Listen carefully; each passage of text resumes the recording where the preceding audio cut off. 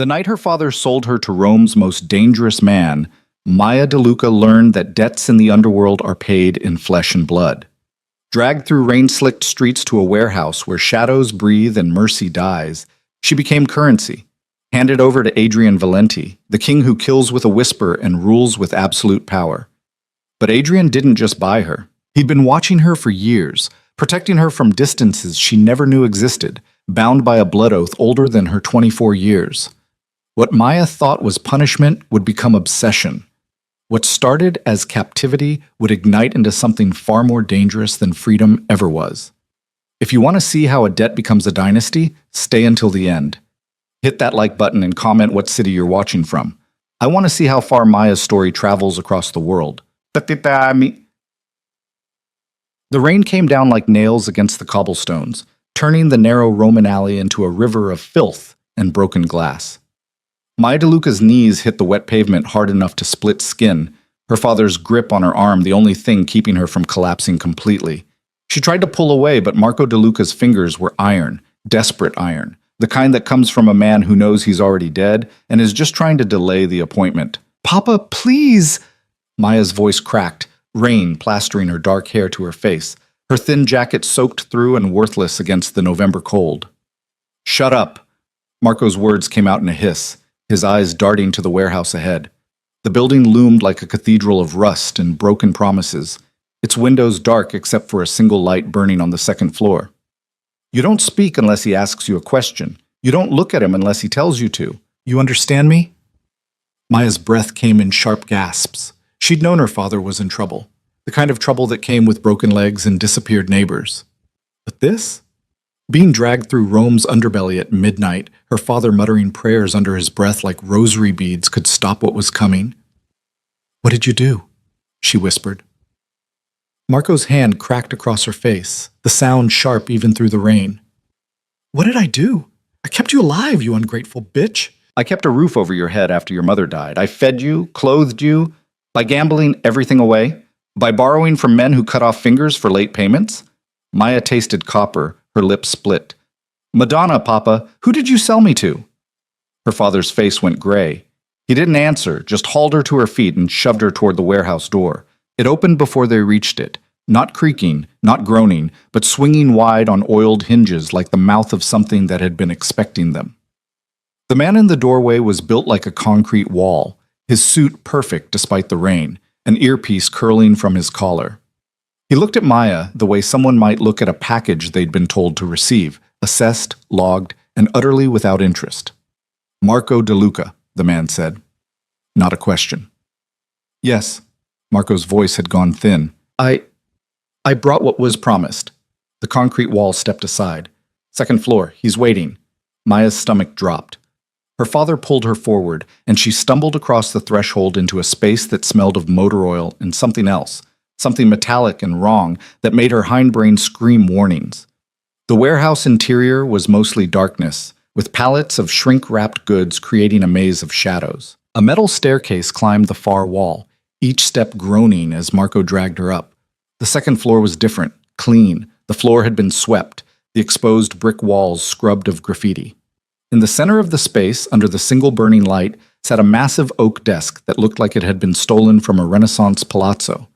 And behind that desk sat a man who made every instinct Maya possessed start screaming. Adrian Valenti didn't look like a monster. That was the first thing that struck her, and the most terrifying. He was maybe 35, with the kind of face that belonged on Roman coins. Strong jaw, aristocratic nose, eyes so dark they were almost black in the harsh light.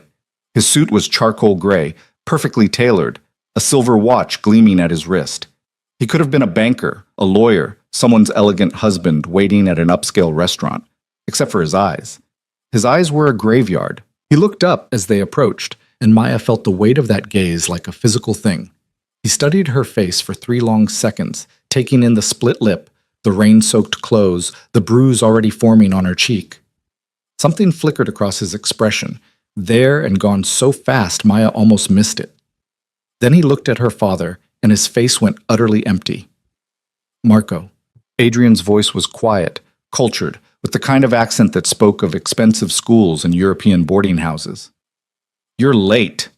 "Traffic," Marco stammered. The rain, Shut up! 2 words. That was all it took. Marco's mouth snapped closed like a puppet with cut strings. Maya felt her father's hand trembling where it gripped her arm, and a new kind of fear bloomed in her chest. She'd never seen her father afraid, not truly afraid, not like this. Marco DeLuca was a coward and a bastard, but he'd always had the bravado of someone who believed he could talk his way out of anything. Not here, not now. Adrian rose from his chair with the fluid grace of something predatory. He was tall, over 6 feet, and he moved around the desk like he had all the time in the world.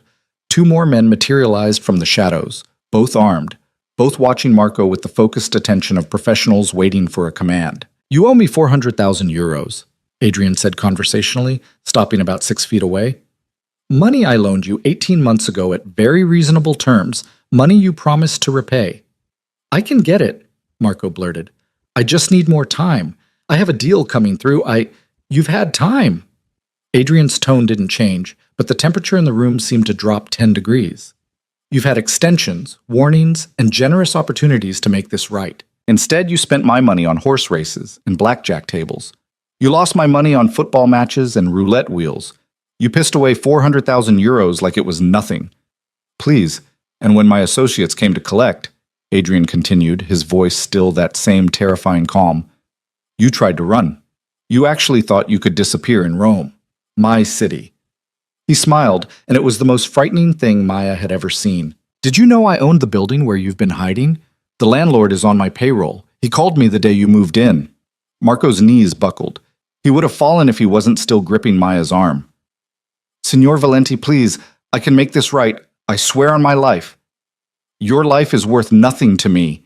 Adrian's gaze slid to Maya, and she felt stripped down to the bone. "But you knew that, didn't you? That's why you brought her." The warehouse seemed to tilt. Maya's voice came out as a whisper. "What?" 3 days ago, Adrian said, still looking at her. "Your father called my office. He said he had a way to settle his debt. He offered me his daughter, you, Maya, as payment for what he owes." The words hit like a fist to the chest. Maya's head snapped toward her father, waiting for the denial, the explanation, the anything that would make this make sense. But Marco wouldn't meet her eyes. He just stood there, shaking and pathetic, and Maya understood. "You sold me." Her voice sounded strange in her own ears, distant, shocked. "You actually sold me." "It's not like that," Marco said desperately. "He's a powerful man, Maya. He can give you things I never could. You'll be safe. You'll be taken care of." "I'll be a whore." The word tasted like ash. "You're trading me like I'm property to pay off your gambling debts. You don't understand how this works." Marco's voice cracked with hysteria. "These people don't negotiate. They don't forgive. They just take. At least this way you're alive. At least this way—" "Enough!" Adrian's voice cut through the building panic like a blade. He gestured to one of his men. "Get him out of here." "No, wait!" Marco's protest died as one of the armed men grabbed his shoulder. "Maya, I'm sorry. I didn't have a choice. You have to understand." "You had a choice," Maya said, her voice breaking. "You could have been my father." Marco DeLuca was dragged toward the stairs, still babbling apologies and justifications that Maya couldn't hear over the roaring in her ears. The warehouse door slammed shut a moment later, and the silence that followed was absolute. Maya stood there, dripping rainwater onto the clean floor, her world reduced to this: a warehouse, a monster, and the ruins of everything she'd thought she knew. Adrian moved back to his desk, opening a drawer and pulling out a folder. He flipped it open, scanning whatever was inside with professional detachment. "Maya Elena DeLuca," he read. 24 years old, bachelor's degree in art history from Sapienza University, graduated with honors, currently working as a restoration assistant at the Galleria Nazionale. You live in Trastevere, 3rd floor walk-up, rent paid through the end of the month. You have a half-sister, Isabella, age 16, currently in treatment at Ospedale Bambino Gesù for acute lymphoblastic leukemia. He looked up. "Have I missed anything?" Maya's mouth had gone dry. "How do you know all that?" "I know everything about you." Adrian closed the folder and set it aside. "Your mother's maiden name was Sofia Rinaldi. She died 7 years ago in a car accident on the Via Appia, except it wasn't an accident, was it? The brakes had been cut. The police called it vandalism and closed the case, but you never believed that. You've spent years trying to find out what really happened." The floor seemed to dissolve beneath her. "How?" Because I know who killed her. Adrian's expression didn't change. And why? And who gave the order? Maya couldn't breathe. 7 years of police reports and dead ends, of questions that went unanswered and investigations that went nowhere. 7 years of her father drinking himself stupid while Maya tried to hold together the pieces of their shattered family. And this man, this stranger, knew. Tell me. The words came out raw. Tell me who killed my mother. No. Adrian moved around the desk again, closing the distance between them with slow, deliberate steps. Not yet. First, we need to establish what happens now. Now? Maya's laugh was bitter. My father just sold me to you like cattle. I think what happens now is pretty obvious. Adrian stopped a few feet away, studying her with an intensity that made her skin crawl. You think I brought you here to rape you? It wasn't a question, but Maya answered anyway. Didn't you? No. The word was flat, final.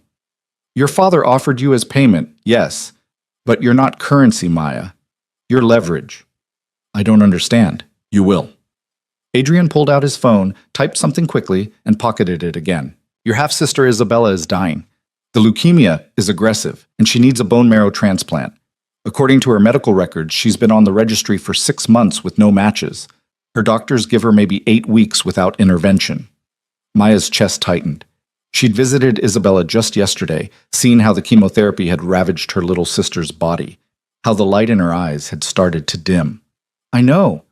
I've been trying to find donors, but I found one. Adrian's voice was matter-of-fact. A match in Switzerland confirmed compatible. I can have Isabella in surgery within the week. The transplant, the recovery, the aftercare, all of it handled by the best specialists in Europe. She'll live. Hope and horror crashed together in Maya's chest. Why would you do that? Because of what you're going to do for me. Adrian reached into his jacket and pulled out a folded document. He handed it to her, and Maya opened it with shaking hands. It was a contract. Dense legal language that Maya's shocked brain could barely process, but certain words jumped out. Exclusivity, obedience, termination clause. At the bottom was a line for her signature. You're going to come live with me, Adrian said calmly. In my home, under my protection, for as long as I deem necessary. You'll do what I tell you to do, go where I tell you to go, and speak to who I allow you to speak to.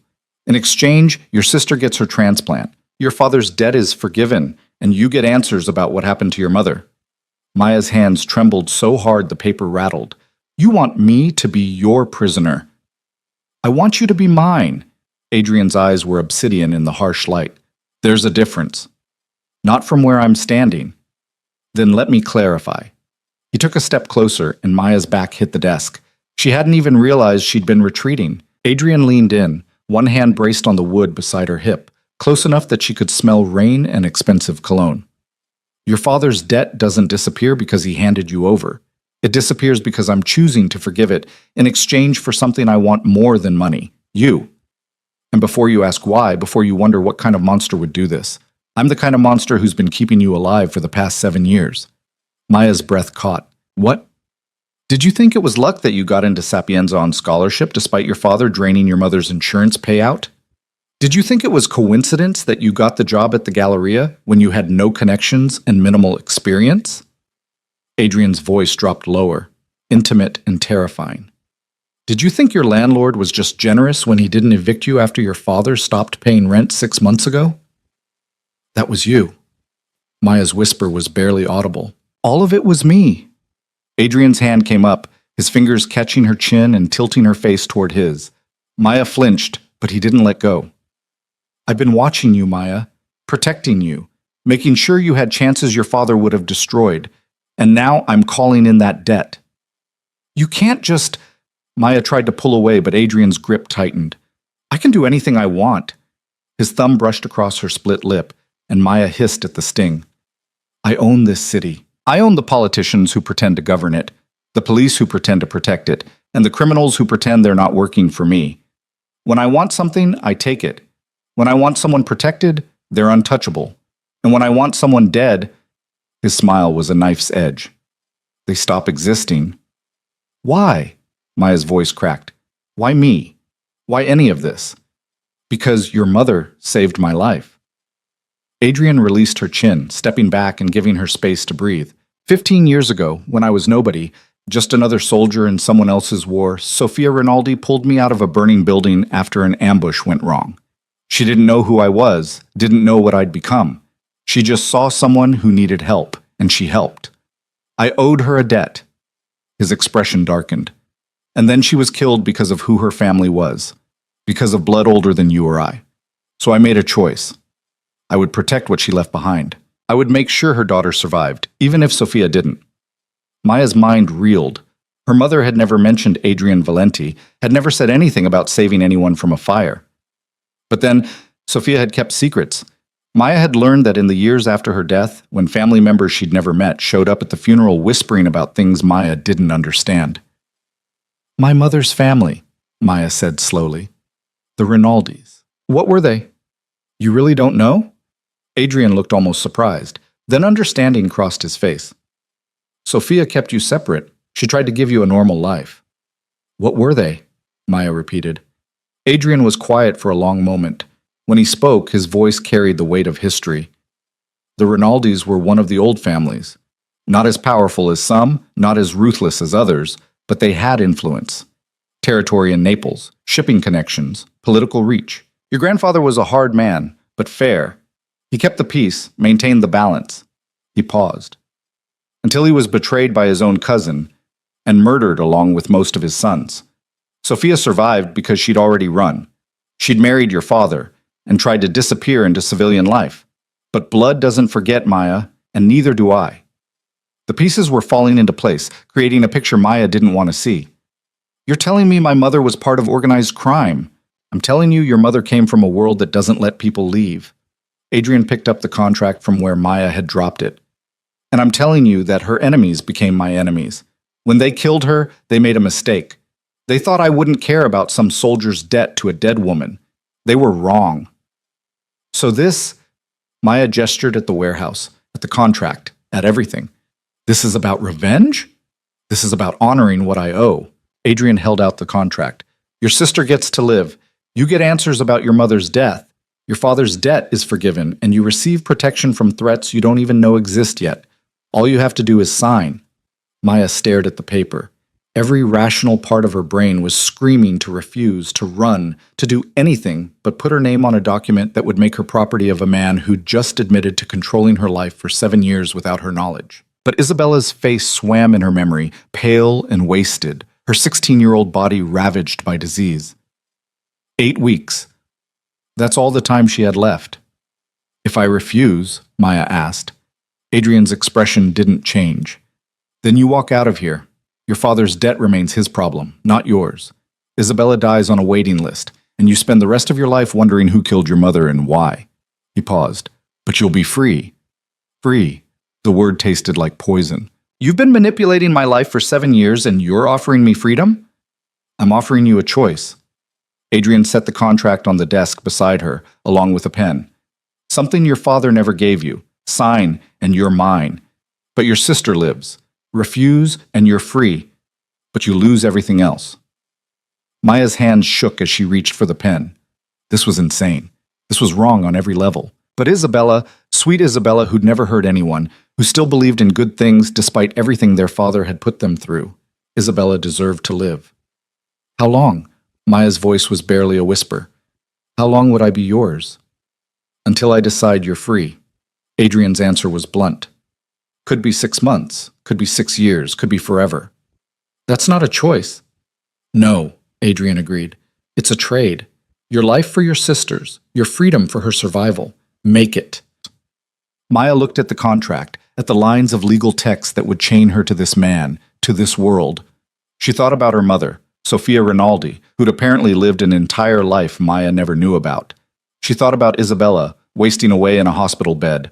She thought about her father, who'd sold her without hesitation to save his own worthless skin.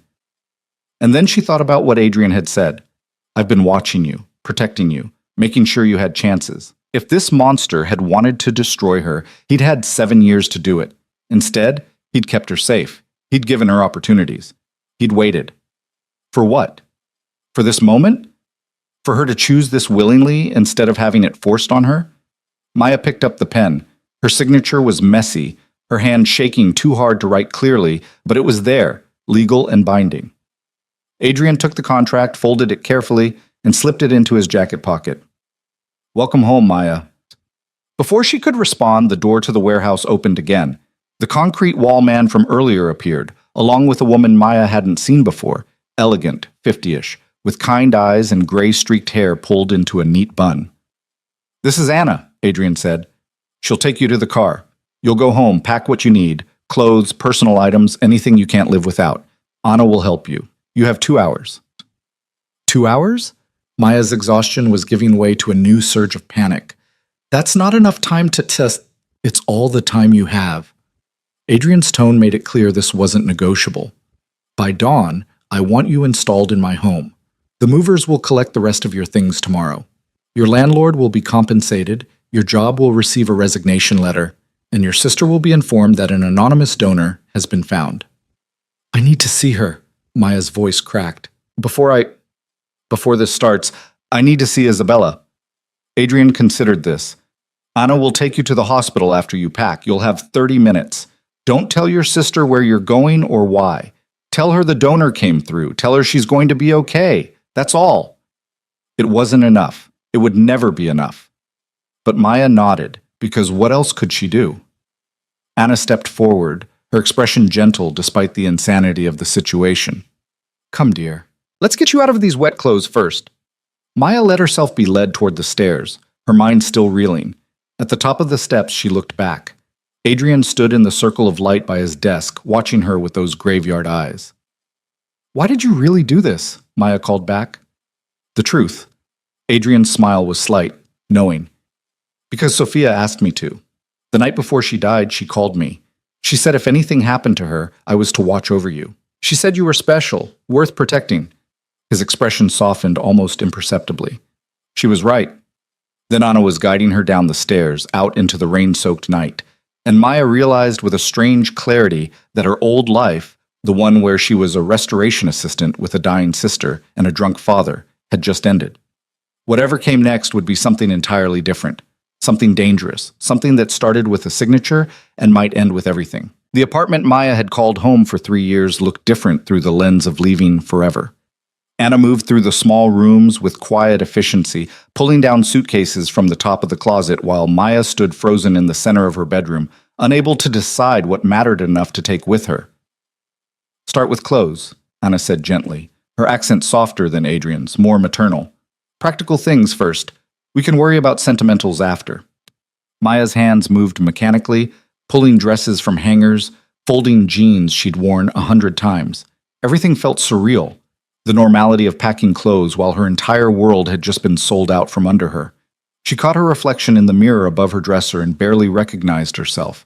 Hair still damp from the rain, mascara smudged beneath red-rimmed eyes, the split lip already swelling. "How long have you worked for him?" Maya asked, needing to fill the silence with something other than her own thoughts. Anna folded a sweater with practiced hands.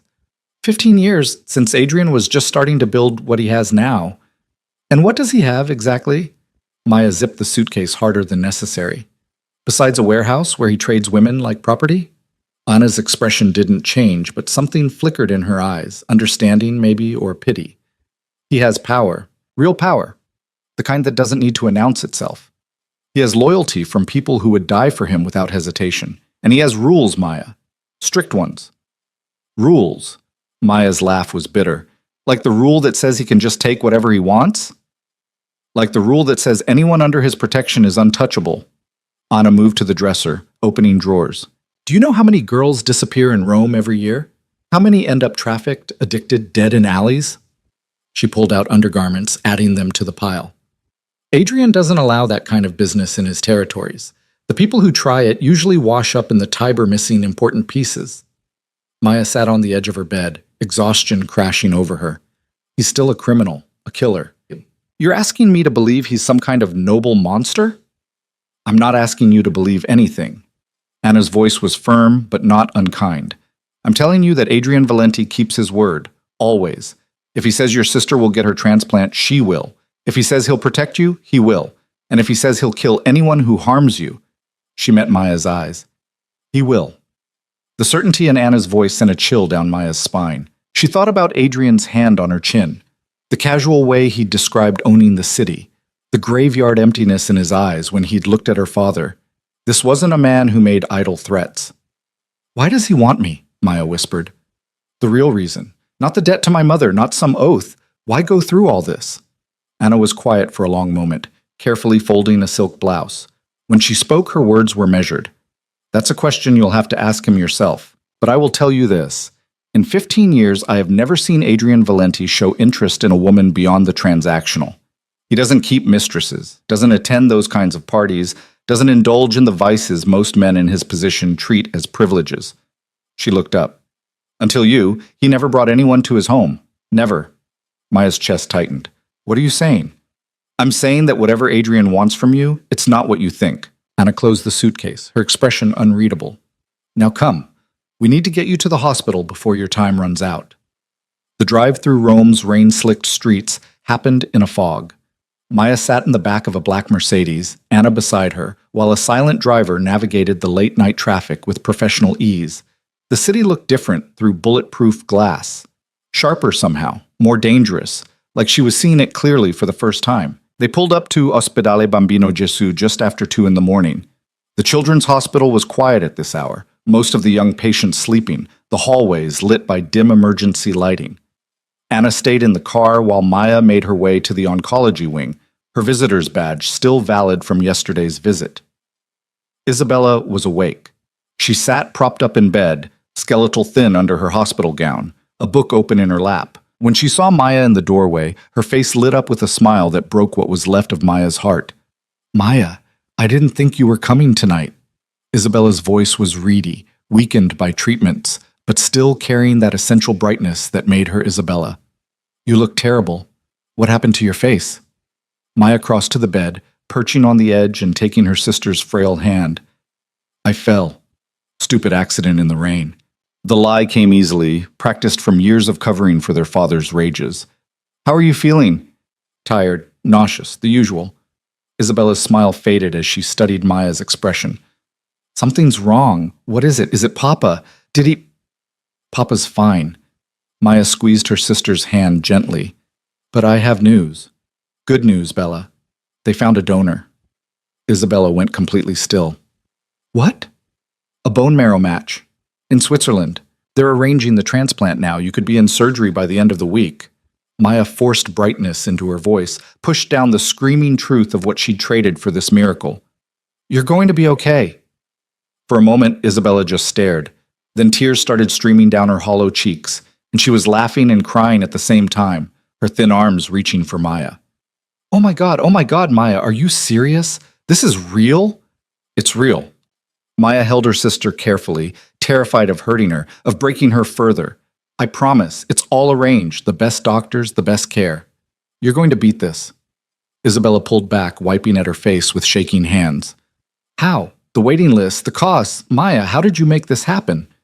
"I found a donor program," Maya lied smoothly, the words tasting like ash. "Private funding for cases like yours. They're covering everything." That's incredible." Isabella was still crying, but her eyes were bright with something Maya hadn't seen in months. Hope. "I can't believe it. I was so scared, Maya. I thought—" "Don't." Maya brushed damp hair back from Isabella's forehead. "Don't think about that anymore. You're going to live. You're going to graduate high school and go to university and fall in love and do everything you're supposed to do. This is just a nightmare you're waking up from." They talked for 20 more minutes, Isabella asking questions Maya mostly couldn't answer, making plans for after the transplant, trips they'd take, things they'd do, the future suddenly real again instead of a fantasy. Maya memorized every detail of her sister's face, the sound of her laugh, the way her eyes crinkled when she smiled. She didn't know when she'd see Isabella again, didn't know what Adrian's rules about contact would be. When the nurse came in to check vitals, Maya knew her time was up. She kissed Isabella's forehead, promised to visit soon, another lie, and walked out of the hospital room without looking back. If she looked back, she'd break. If she broke here, she might not make it out. Anna was waiting by the car, her expression sympathetic. "Okay?" "No." Maya's voice was hollow. "But it doesn't matter." The drive to Adrian's home took them out of central Rome, away from the tourist areas and cramped historic districts, into the hills where old money hid behind walls and gates. They turned onto a private road lined with cypress trees, climbing steadily until they reached an estate that made Maya's breath catch despite everything. The villa was a Renaissance masterpiece, 3 stories of honey-colored stone, with arched windows and a terracotta roof that seemed to glow even in the pre-dawn darkness. Manicured gardens stretched out on either side, and Maya could see fountains and statuary through the grounds. Security lights illuminated a perimeter that looked more like a military installation than a home. Cameras on every corner, subtle sensors along the walls, guards stationed at intervals that were professional enough to seem almost invisible. A fortress dressed as paradise. That's what this was. The car stopped at the main entrance, where marble steps led up to massive wooden doors. Anna helped Maya with her suitcase, guiding her inside and through an entrance hall that looked like something from a museum, frescoed ceilings, antique furniture, floors of polished marble that echoed with their footsteps. "Your room is on the 3rd floor," Anna said, leading her toward a sweeping staircase. "East wing, overlooking the gardens. You'll have privacy there." Privacy. Maya's exhausted laugh echoed off the walls. "In a prison." Anna stopped on the landing, turning to face her. "This isn't a prison, Maya. Yes, there are rules. Yes, there are boundaries. But Adrian doesn't lock women in cages. If you want to walk the grounds, you can. If you want to read in the library, paint in the studio, swim in the pool, all of that is yours. The only thing you can't do is leave without permission. That's the definition of a prison." "No." Anna's expression hardened slightly. "A prison is where they sent my daughter before Adrian bought out her debt and brought her home. A prison is where my niece ended up after she trusted the wrong man with the wrong promises. This," she gestured at the opulent surroundings, "this is safety. Maybe you can't see that yet, but you will." They reached the 3rd floor, and Anna led her down a hallway lined with closed doors. At the end, she pushed open a set of double doors and ushered Maya inside. The room was beautiful. There was no other word for it. Tall windows overlooked the gardens, their curtains a deep emerald green that matched the bedding on the enormous 4-poster bed. Antique furniture filled the space without crowding it. A writing desk, a reading chair, a wardrobe that could hold 10 times the clothes Maya owned. Fresh flowers sat in a vase on the dresser, and the attached bathroom visible through an open door looked larger than Maya's entire apartment bedroom. "Adrian had it prepared yesterday," Anna said quietly, "after your father called." Maya felt sick. He'd known. He'd known she would sign, known she would trade herself for Isabella's life, and he'd prepared this beautiful cage in advance. The presumption of it, the certainty. It made her want to scream.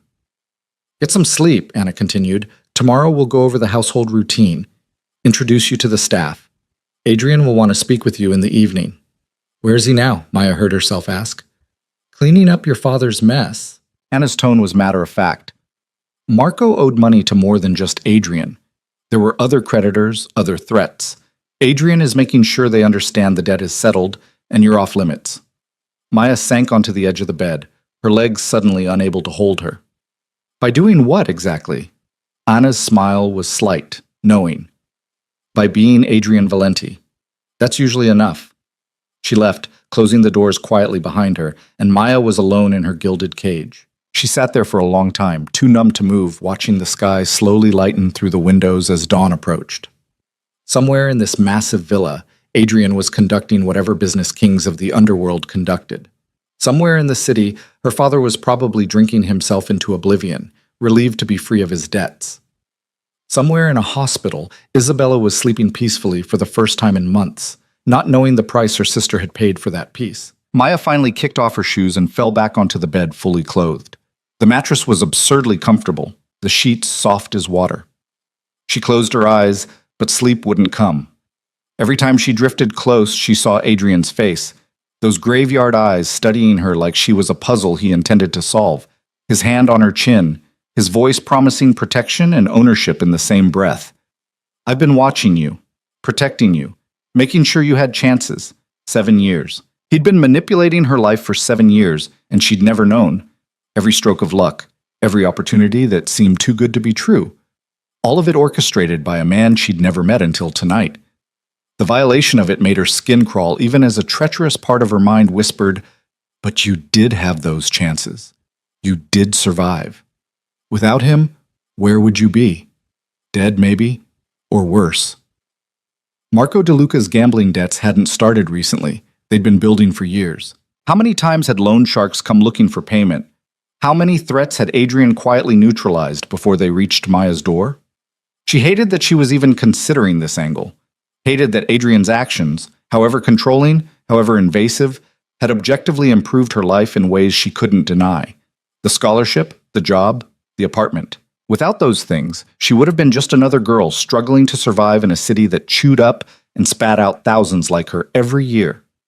But that didn't make this right. It didn't make her his property, didn't justify the contract she'd signed under duress, didn't excuse any of this. Maya must have finally slept, because when she opened her eyes again, sunlight was streaming through the windows and someone was knocking softly on her door. She sat up, disoriented, her body aching and her mouth tasting like copper from her split lip. "Come in," she called, her voice rough. Anna entered carrying a tray laden with breakfast, fresh bread, fruit, cheese, coffee that smelled like heaven. "Good morning. I thought you might be hungry." Maya's stomach growled in response. She couldn't remember the last time she'd eaten. Sometime yesterday, before the world had ended. Anna set the tray on the writing desk and poured coffee into a delicate china cup. "There are clothes in the wardrobe," Anna said. "Your size.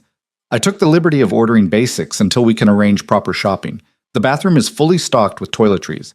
If you need anything else, there's a phone on the desk. Dial 0 for the house line." Maya took the coffee, letting the warmth seep into her hands. "How long have I been asleep?"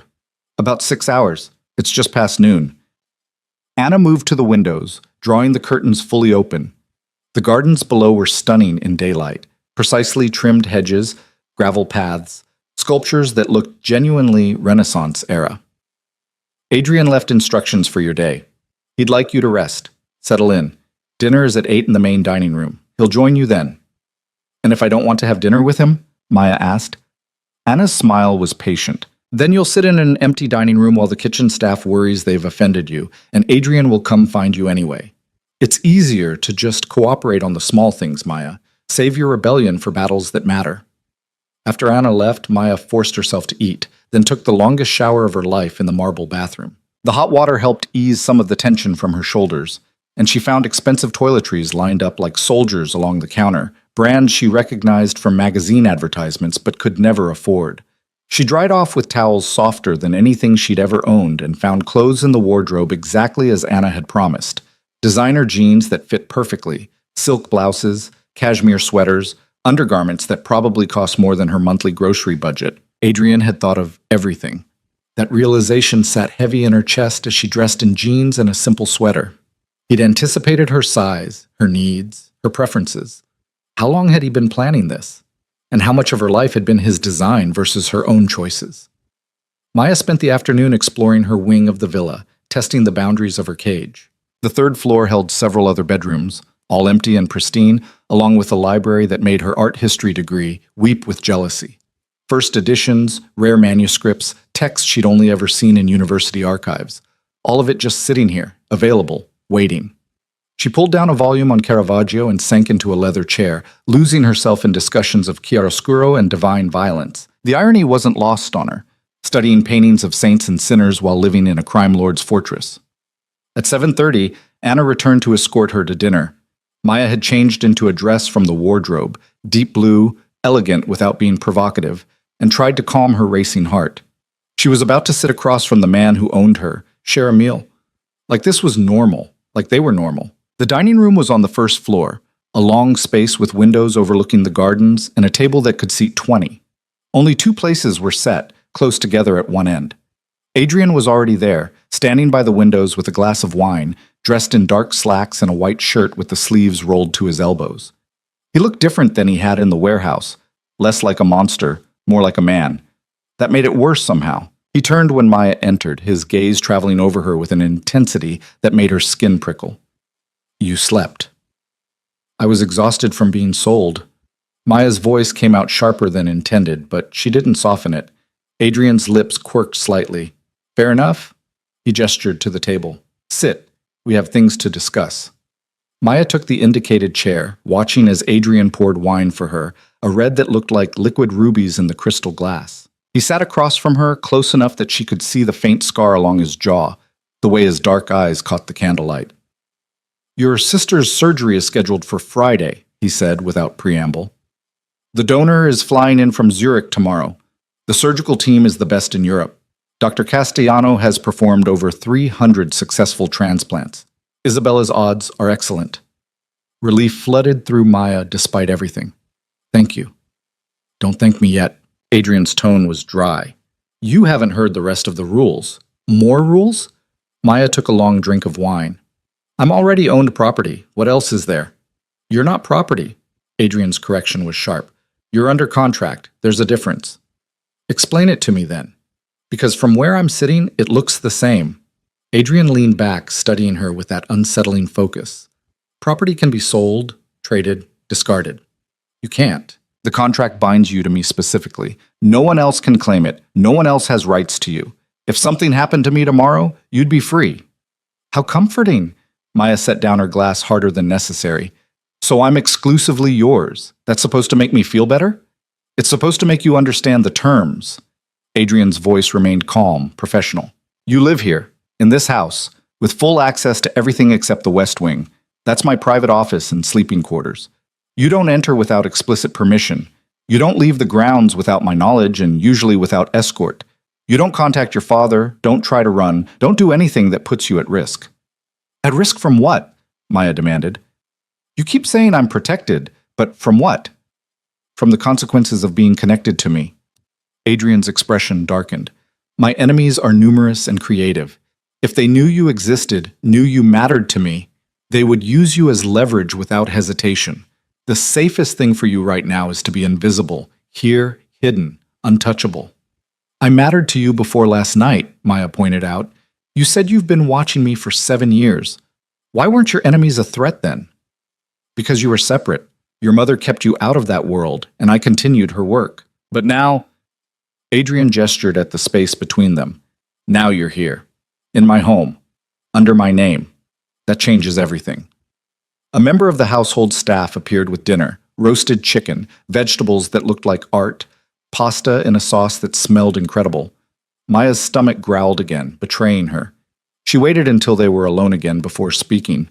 "So what am I supposed to do all day?" she asked. "Sit in my room and wait for you to summon me?" "You can do whatever you want within the grounds." Adrian cut into his chicken with precise movements.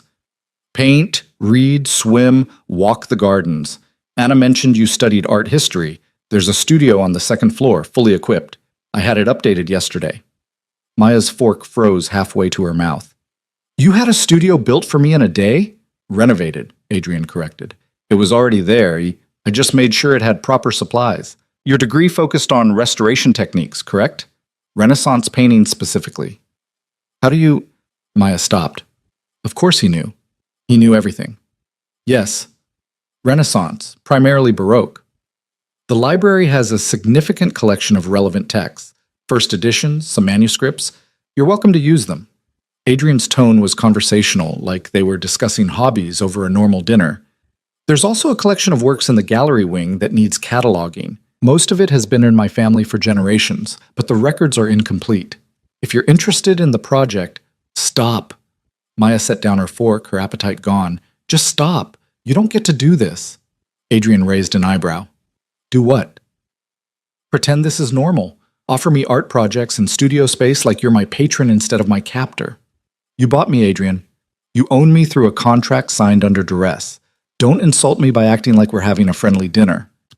The silence that followed was heavy. Adrian set down his own utensils, his gaze never leaving her face. When he spoke, his voice was quiet but absolutely steady. "You're right. This isn't normal, and I won't pretend it is." He leaned forward slightly. "But here's what's also true. You made a choice last night. A terrible choice, an unfair choice, but a choice nonetheless. You could have walked away. You could have let your sister die and kept your freedom. You didn't. You traded your life for hers, and now we both have to live with that decision." "You forced that choice," Maya's voice rose. "You manipulated me into signing. I gave you options, and you chose." Adrian's interruption was firm. "I'm not going to apologize for the circumstances. They are what they are. But I will tell you this, you can spend your time here fighting me at every turn, making yourself miserable, treating every kindness as an insult. Or you can accept the reality of your situation and find a way to make it bearable. Maybe even good. Good? Maya's laugh was incredulous. How could this possibly be good? You get to pursue your work without worrying about rent or money. You have access to resources most restoration experts would kill for. Your sister is going to live, and she'll have the best care available for as long as she needs it. And you, Adrian's gaze intensified, you are completely safe here, from your father's debts, from my enemies, from every threat that would have destroyed you eventually if I hadn't intervened. Safe in a cage. Safe and alive. Adrian's voice dropped lower, which is more than a lot of people in your position can say. Maya hated that he was right, hated that somewhere beneath her anger and fear, a part of her recognized the truth. She was safer here than she'd been in years. Her apartment in Trastevere, with its broken lock and thin walls. How many times had she lain awake listening to footsteps in the hallway, wondering if this was the night someone came collecting her father's debts from his daughter? How many times had she walked home after dark, keys between her knuckles, aware that she was vulnerable in ways she couldn't control?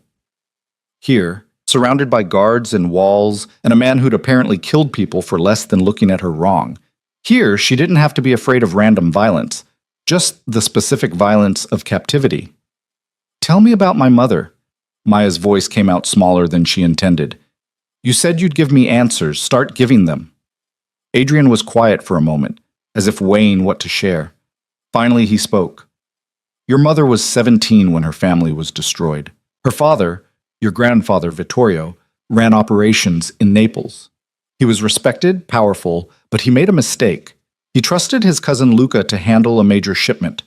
Luca saw an opportunity to take over, made a deal with a rival family, and orchestrated an ambush that killed Vittorio and 3 of his 4 sons. Maya's chest tightened. She'd known her grandfather was dead, known it had been violent, but her mother had never shared details. What happened to the 4th son? He survived long enough to get Sofia out of Naples. Then he disappeared, likely killed later, though his body was never found. Adrian's expression was grim. Sofia ran. She changed her name, moved to Rome, married your father to create a cover story. For a few years it worked. She was just another civilian woman with no connections to the life she'd left. But someone found her, Maya whispered. Not for a long time, 15 years almost. But the underworld has a long memory, and blood debts don't expire. Adrian's jaw tightened. Luca Rinaldi eventually learned that Sofia had survived. He saw her as a loose end, someone who could identify him, testify against him, threaten the empire he'd built on her family's corpses. So he ordered her eliminated. The car accident wasn't an accident. Adrian's confirmation was blunt. Cut brake lines, tampered steering. She didn't have a chance. Maya's hands trembled. She'd suspected. Of course she'd suspected. But hearing it confirmed made it real in a way that 7 years of uncertainty hadn't. And you knew this how? Because I was already watching her. Adrian's voice carried an edge of old anger. Sofia saved my life in 2010.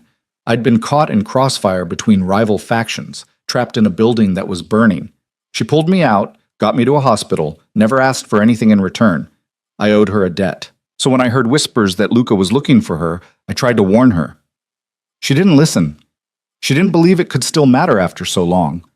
Adrian's hand fisted on the table. She thought she was safe, thought the past was dead.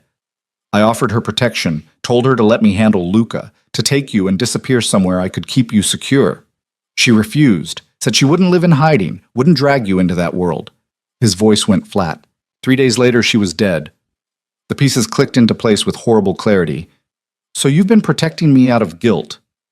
I've been protecting you because I failed to protect her. Adrian met her eyes. And because Sofia's last words to me, in the hospital where she died from her injuries, were, "Promise me you'll watch over Maya." So I promised. Maya felt tears burning behind her eyes, but refused to let them fall. That still doesn't explain this. Watching from a distance is one thing, kidnapping me is another. Your father made it necessary. Adrian's voice hardened. Marco's debts were spiraling out of control. He owed money to people I can't control, people who would have taken you as payment whether you agreed or not. At least 3 different organizations were watching you, waiting for the right moment to leverage you against your father. It was only a matter of time before one of them moved. So you moved first. I claimed you first, Adrian corrected. Made it clear to everyone in Rome that you're under my protection and off limits. Now, instead of being vulnerable prey, you're untouchable. Anyone who reaches for you answers to me. By making me your prisoner.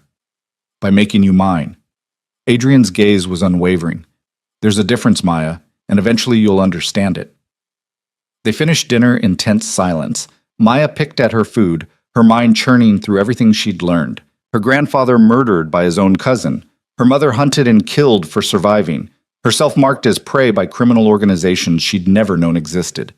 And Adrian, dangerous, powerful Adrian, standing between her and that darkness for 7 years. It didn't make this right, but it made it more complicated than she wanted it to be. After dinner, Maya retreated to her room, exhausted and overwhelmed. She found a folder on her desk that hadn't been there before. Inside were photographs of Isabella from today, medical reports confirming the donor match, and a handwritten note in elegant script. The transplant will be successful. You have my word. Amaya held the note, staring at Adrian's signature. He'd checked on Isabella today, made sure the arrangements were proceeding, kept his promise even when Maya had spent dinner fighting him. She hated that it mattered, hated that some part of her was grateful, but mostly she hated that she was beginning to understand why he'd done this. And worse, beginning to believe he might actually keep her safe in ways no one else ever had. The days that followed took on a strange rhythm that Maya couldn't decide was comforting or disturbing. She woke to sunlight streaming through silk curtains, ate breakfast that appeared like clockwork, and spent her mornings in the library or the studio Adrian had renovated. The studio was extraordinary, north-facing windows for perfect light, an entire wall of supplies ranging from delicate brushes to chemical solvents, a work table that could have serviced a professional conservation lab. Maya found herself spending hours there despite her resentment, examining the paintings Adrian had mentioned needed cataloging. They were genuine, every single one. Works by artists she'd only studied in textbooks, canvases that belonged to museums, but hung here in Adrian's private collection like family photographs. A small Caravaggio depicting Judith beheading Holofernes, the violence rendered so beautifully it made her throat tight. Artemisia Gentileschi. That showed Susanna and the elders the woman's discomfort so perfectly captured that Maya felt it in her bones. Paintings of power and violation, of women caught in impossible circumstances, of violence transformed into art. The irony of her situation wasn't lost on her. She saw Adrian every evening at dinner. He never demanded her presence elsewhere, never entered her wing uninvited, never pushed beyond the boundaries he'd established. They ate together in that enormous dining room, talking about art and history and nothing personal, like they were strangers making polite conversation. Sometimes he asked about her work on the collection. Sometimes he shared details about specific pieces, where they'd come from, which ancestor had acquired them, the stories behind the art. He was knowledgeable in ways that surprised her. His understanding of technique and composition sophisticated enough to make her wonder where he'd learned it. My mother was a painter, he said one evening when Maya asked. Not professionally, but she had talent. She used to take me to galleries when I was young, teach me to see beyond the surface. It was the first personal detail he'd shared, and Maya found herself wanting more. Is she still alive? No, she died when I was 17. Adrian's expression closed off. After that, I had other priorities than art. Maya didn't push. She was learning that Adrian gave information in careful doses, revealing himself in layers that took time to peel back. But she was also learning that he listened when she talked, remembered details she mentioned casually, anticipated needs before she voiced them. When she mentioned offhandedly that she missed her espresso machine, a professional grade one appeared in her room the next day. When she complained about the formal dining room feeling too vast, Adrian started having meals served in a smaller breakfast room that felt less like a cathedral. It was manipulation, she told herself, just another form of control, making the cage comfortable so she'd stop fighting it. But it was working. On Thursday evening, 4 days after she'd signed the contract, Anna knocked on Maya's door with news. Isabella's surgery is tomorrow morning at 7. Adrian thought you might want to be there. Maya's heart leaped. He's letting me go to the hospital? With conditions. Anna's expression was apologetic. You'll have security with you the entire time. You won't be allowed to wander or speak to anyone outside the immediate medical team, and you'll return here directly after the surgery is complete. I don't care about the conditions. Maya was already moving toward her wardrobe, pulling out clothes. I need to see her before she goes under. I need to be there. The next morning, Maya found herself in the back of the Mercedes again, but this time with 3 additional vehicles forming a convoy.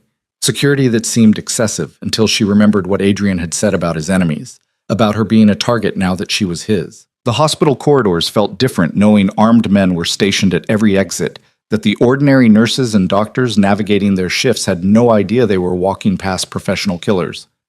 Isabella was in pre-op, dressed in a surgical gown, her thin frame making her look even younger than 16. When she saw Maya, she burst into tears. "You came! They said you might not be able to make it, that you were dealing with family stuff." Isabella grabbed Maya's hand. "I'm so scared."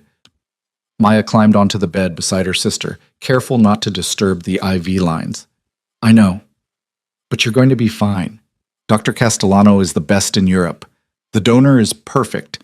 This time next month, you'll be complaining about how boring recovery is." "Promise?" Isabella's voice was small. "I promise." Maya kissed her sister's forehead, breathing in the hospital smell of antiseptic and fear. "I love you, Bella, so much. You're going to beat this and live a long, annoying life, driving me crazy." Isabella laughed through her tears. "Where have you been? You haven't visited all week, and when I call, it goes to voicemail."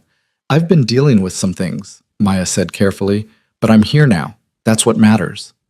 They talked until the surgical team arrived to wheel Isabella away. Maya walked beside the gurney as far as they'd allow, holding her sister's hand until the doors to the operating theater closed between them. Then she stood in that sterile hallway, fighting the urge to collapse, while men in expensive suits pretended not to watch her cry. The surgery took 6 hours. Maya spent them in a private waiting room that had been cleared of other families, drinking coffee that tasted like ash and trying not to think about everything that could go wrong. Anna appeared halfway through with food. Maya couldn't eat. One of the security team, a man named Marco who looked capable of breaking someone in half, stood outside the door, his presence somehow comforting despite the circumstances. When Dr. Castellano finally emerged, still in his surgical scrubs, Maya's heart stopped. "The transplant was successful," he said, and Maya's knees went weak with relief. "The donor marrow took beautifully. Isabella's in recovery now. She'll be in ICU for monitoring, but her vitals are strong. Barring complications, she should make a full recovery." Maya thanked him through tears she couldn't control, and then she was being escorted to the ICU, where Isabella lay unconscious, looking fragile but alive. So impossibly, wonderfully alive. Maya was allowed 10 minutes to sit beside her sister's bed, holding that delicate hand, before Anna gently reminded her it was time to go. The drive back to the villa felt different. Maya watched Rome pass by through bulletproof glass, and for the first time since signing that contract, she felt something other than resentment toward Adrian. He'd kept his word. Isabella was going to live. Whatever else he'd done, whatever else he might do, he'd given Maya that. She found him in the library when she returned, sitting in one of the leather chairs with a book open in his lap. He looked up as she entered, his dark eyes searching her face. "The surgery was successful," Maya said.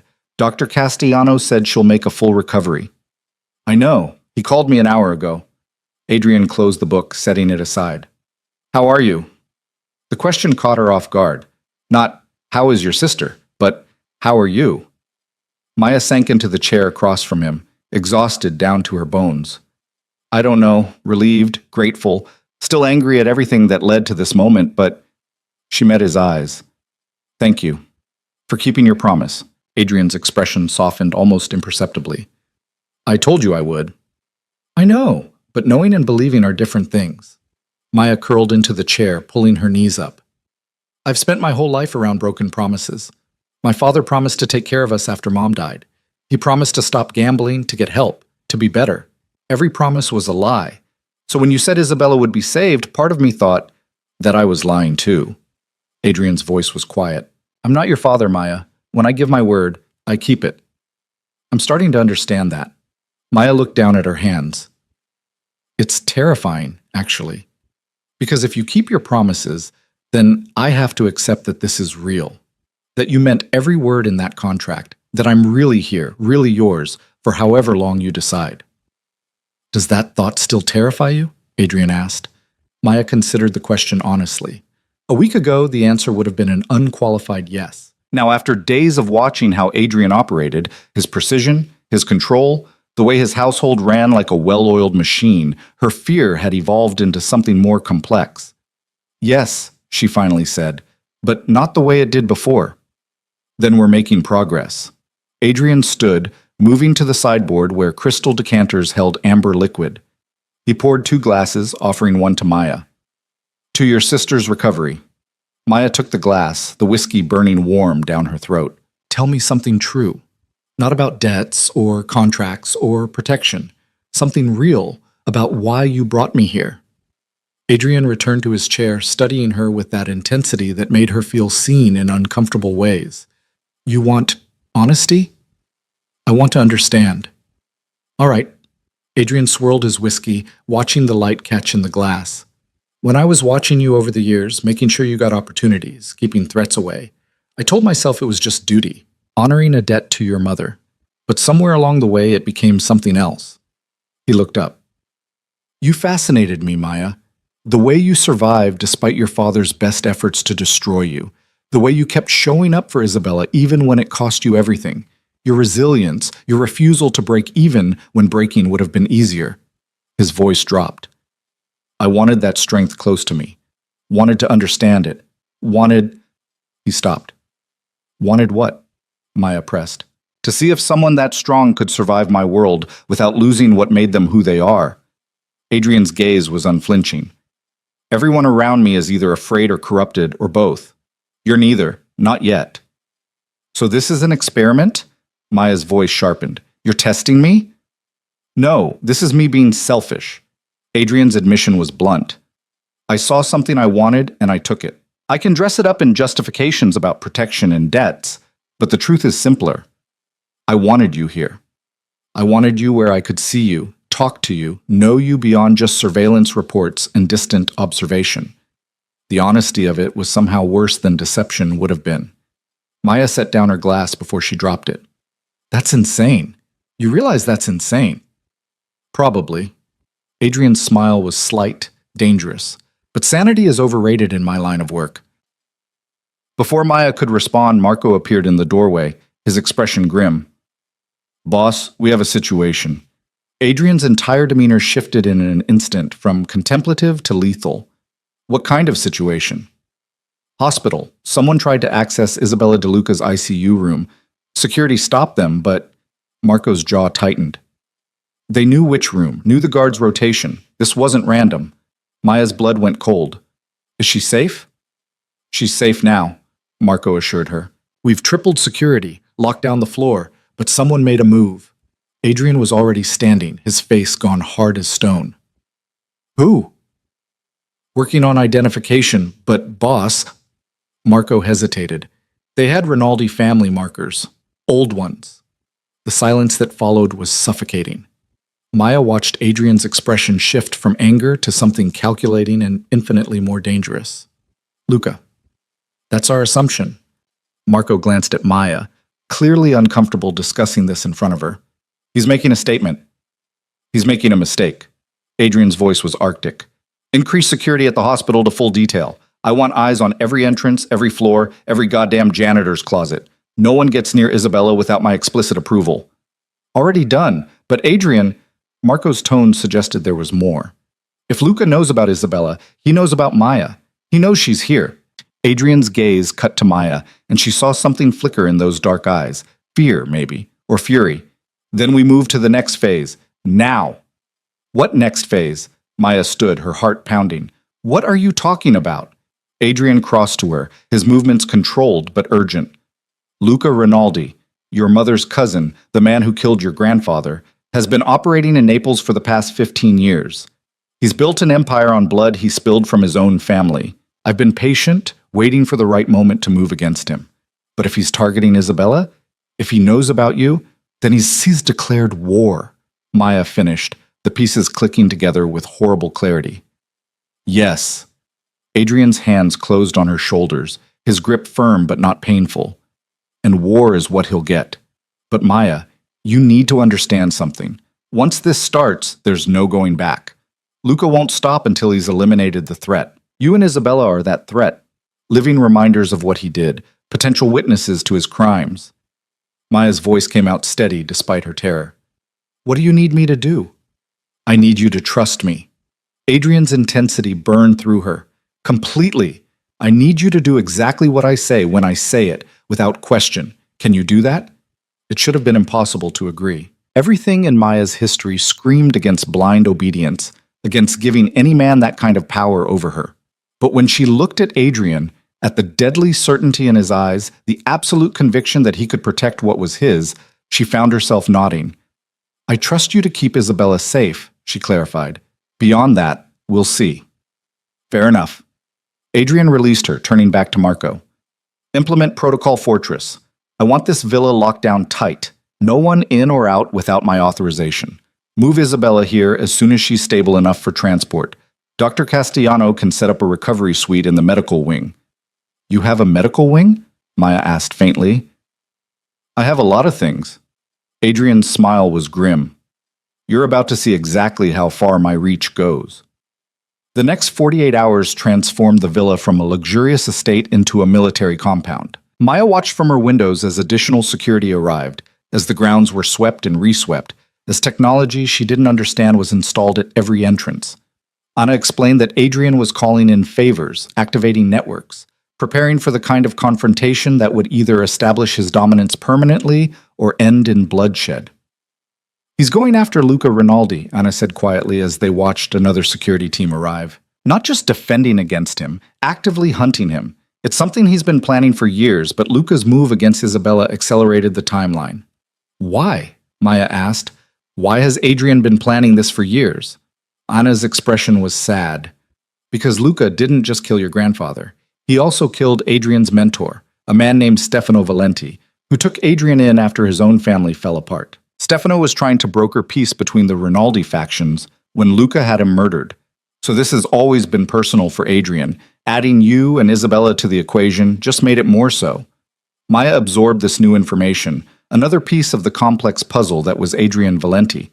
He wasn't just honoring a debt to her mother. He was avenging his own loss, settling scores that predated Maya's involvement by years. She was a catalyst, not the cause. Somehow that made it both better and worse. On Saturday morning, Isabella was transferred to the villa in an ambulance that looked ordinary but was reportedly armored enough to survive a military strike. Maya met the gurney at the entrance, holding her sister's hand as she was wheeled through corridors to a section of the villa Maya had never seen. The medical wing was sterile and professional, equipped with monitoring systems that rivaled the hospital's. Dr. Castellano himself had agreed to oversee Isabella's recovery from here, his presence a testament to either Adrian's persuasive abilities or his willingness to pay extraordinary sums. Where are we? Isabella asked groggily, the anesthesia still making her voice thick. This doesn't look like the hospital. It's a private facility, Maya lied smoothly. Better security, better care. You're safe here, Bella. Isabella's eyes drifted closed again. Feels like a castle, like we're princesses or something. Maya's throat tightened. Yeah, something like that. Over the next few days, Maya divided her time between sitting with Isabella and trying to understand what was happening beyond the villa's walls. Adrian disappeared for long stretches, returning with blood on his cuffs that he didn't bother to hide. When Maya asked where he'd been, his answers were cryptic. Handling problems, or sending messages, or once, simply removing obstacles. She should have been horrified, should have recoiled from the evidence of violence, but when Isabella slept peacefully in her recovery room, protected by layers of security that Adrian had arranged, Maya found her horror tempered by gratitude. This monster was keeping her sister safe. This killer was making sure no one could hurt what Maya loved. It changed something in her, that realization. Changed how she looked at Adrian when he joined her for late dinners, exhaustion evident in the lines around his eyes. Changed how she responded when he asked about her day, about Isabella's progress, about whether Maya needed anything. She started asking her own questions, not just about art or history, but about his work, his plans, what he was doing to neutralize Luca's threat. Adrian answered more than she expected. Not everything, but enough to paint a picture of a war being waged in shadows. Assets being frozen, alliances being shifted, key players in Luca's organization suddenly deciding to cooperate with Adrian instead. It was surgical, precise. The kind of calculated destruction that spoke to years of planning finally being executed. Luca made his empire on betrayal, Adrian explained one evening. Everyone who works for him knows he'll sacrifice them without hesitation. That makes them easy to turn, give them better terms, better protection, and they flip. By the time I'm done, he'll be isolated. No money, no muscle, no support, just an old man with blood on his hands and nowhere left to hide. And then, Maya asked, and then he answers for what he did to your family. Adrian's voice was flat, final. And to mine. Maya should have argued, should have said something about justice systems and legal recourse, but when she thought about her mother's car accident, about her grandfather and uncles murdered in an ambush, about Isabella nearly dying because Luca had tried to reach her in a hospital, Maya found she didn't have any moral objections to whatever Adrian planned to do. On Wednesday evening, exactly 2 weeks after Maya had signed the contract, Marco entered the library where she and Adrian were reading in companionable silence. His expression was triumphant. We found him. Luca's hiding in a villa outside Caserta. Minimal security, limited exits. If we move tonight, we can take him. Adrian closed his book slowly. Confirmed? Triple checked. He's there. Marco's grin was feral. It's time. Maya watched Adrian's face transform, saw the predator emerge fully, no longer hidden behind civilized conversation and dinner etiquette. This was the man who ruled Rome's underworld. This was the killer who'd built an empire on fear and loyalty. Assemble the team, Adrian said. Full tactical. I want this clean. You're going yourself? Maya asked before she could stop herself. Adrian looked at her, and for a moment his expression softened. This is personal. I won't delegate it. Then I'm coming with you. The words left Maya's mouth before her brain caught up. Absolutely not. Adrian's refusal was immediate. He's my family too. Maya stood, meeting Adrian's gaze without flinching. My mother's cousin. The man who destroyed my grandfather. If you're going to end this tonight, I deserve to be there. It's too dangerous. Everything about this is dangerous, Maya's voice rose. You think keeping me locked in this villa makes me safe? Luca already knows I exist. He already tried to hurt Isabella. If he escapes tonight, if this doesn't end, then what? I live in fear forever? I hide while you fight battles that are as much mine as yours? Adrian stared at her, something unreadable flickering across his face. If you come, you follow orders. No deviation, no heroics, no arguing. You stay exactly where I put you, and you don't move until I say so. Fine. Maya's heart hammered. I agree. Marco. Adrian didn't break eye contact with Maya. Get her a vest. She rides in my vehicle, stays with my personal detail. If anything happens to her, I'm holding you personally responsible. Marco looked like he wanted to argue, but knew better. Understood, boss. 2 hours later, Maya found herself in body armor that felt heavier than it looked, sitting in an armored SUV between Adrian and another guard she didn't know. The convoy moved through Rome's outskirts in the dark, a snake of vehicles that looked civilian but carried enough firepower to start a small war. Adrian hadn't spoken since they left the villa. His focus was absolute, his body language that of a soldier preparing for combat. Maya wanted to say something. What? She didn't know. But the tension in the vehicle made speech feel impossible. They reached the villa outside Caserta just after midnight. It was smaller than Adrian's estate, older, with crumbling walls that spoke to years of neglect. Marco's intelligence had been accurate. Security was minimal, lights visible in only a few windows. Adrian's team moved with the precision of professionals. Maya watched through bulletproof glass as shadows detached from the convoy, flowing toward the villa's entrances like smoke. Adrian's hand found hers in the dark, his grip firm.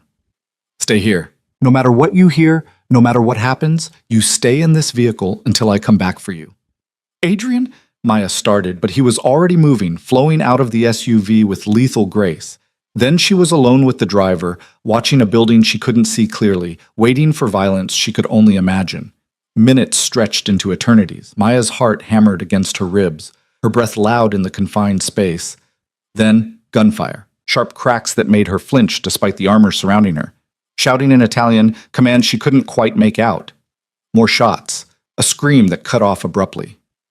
Silence. Maya counted her heartbeats. 10, 20, 50.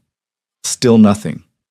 Then Adrian was there, pulling open her door, blood spattered across his face, but his eyes clear and focused. It's done. Luca's dead, but Maya. His expression shifted to something she'd never seen before, something like fear. There's something you need to see. He pulled her from the vehicle, and despite her promise to stay put, Maya let herself be led.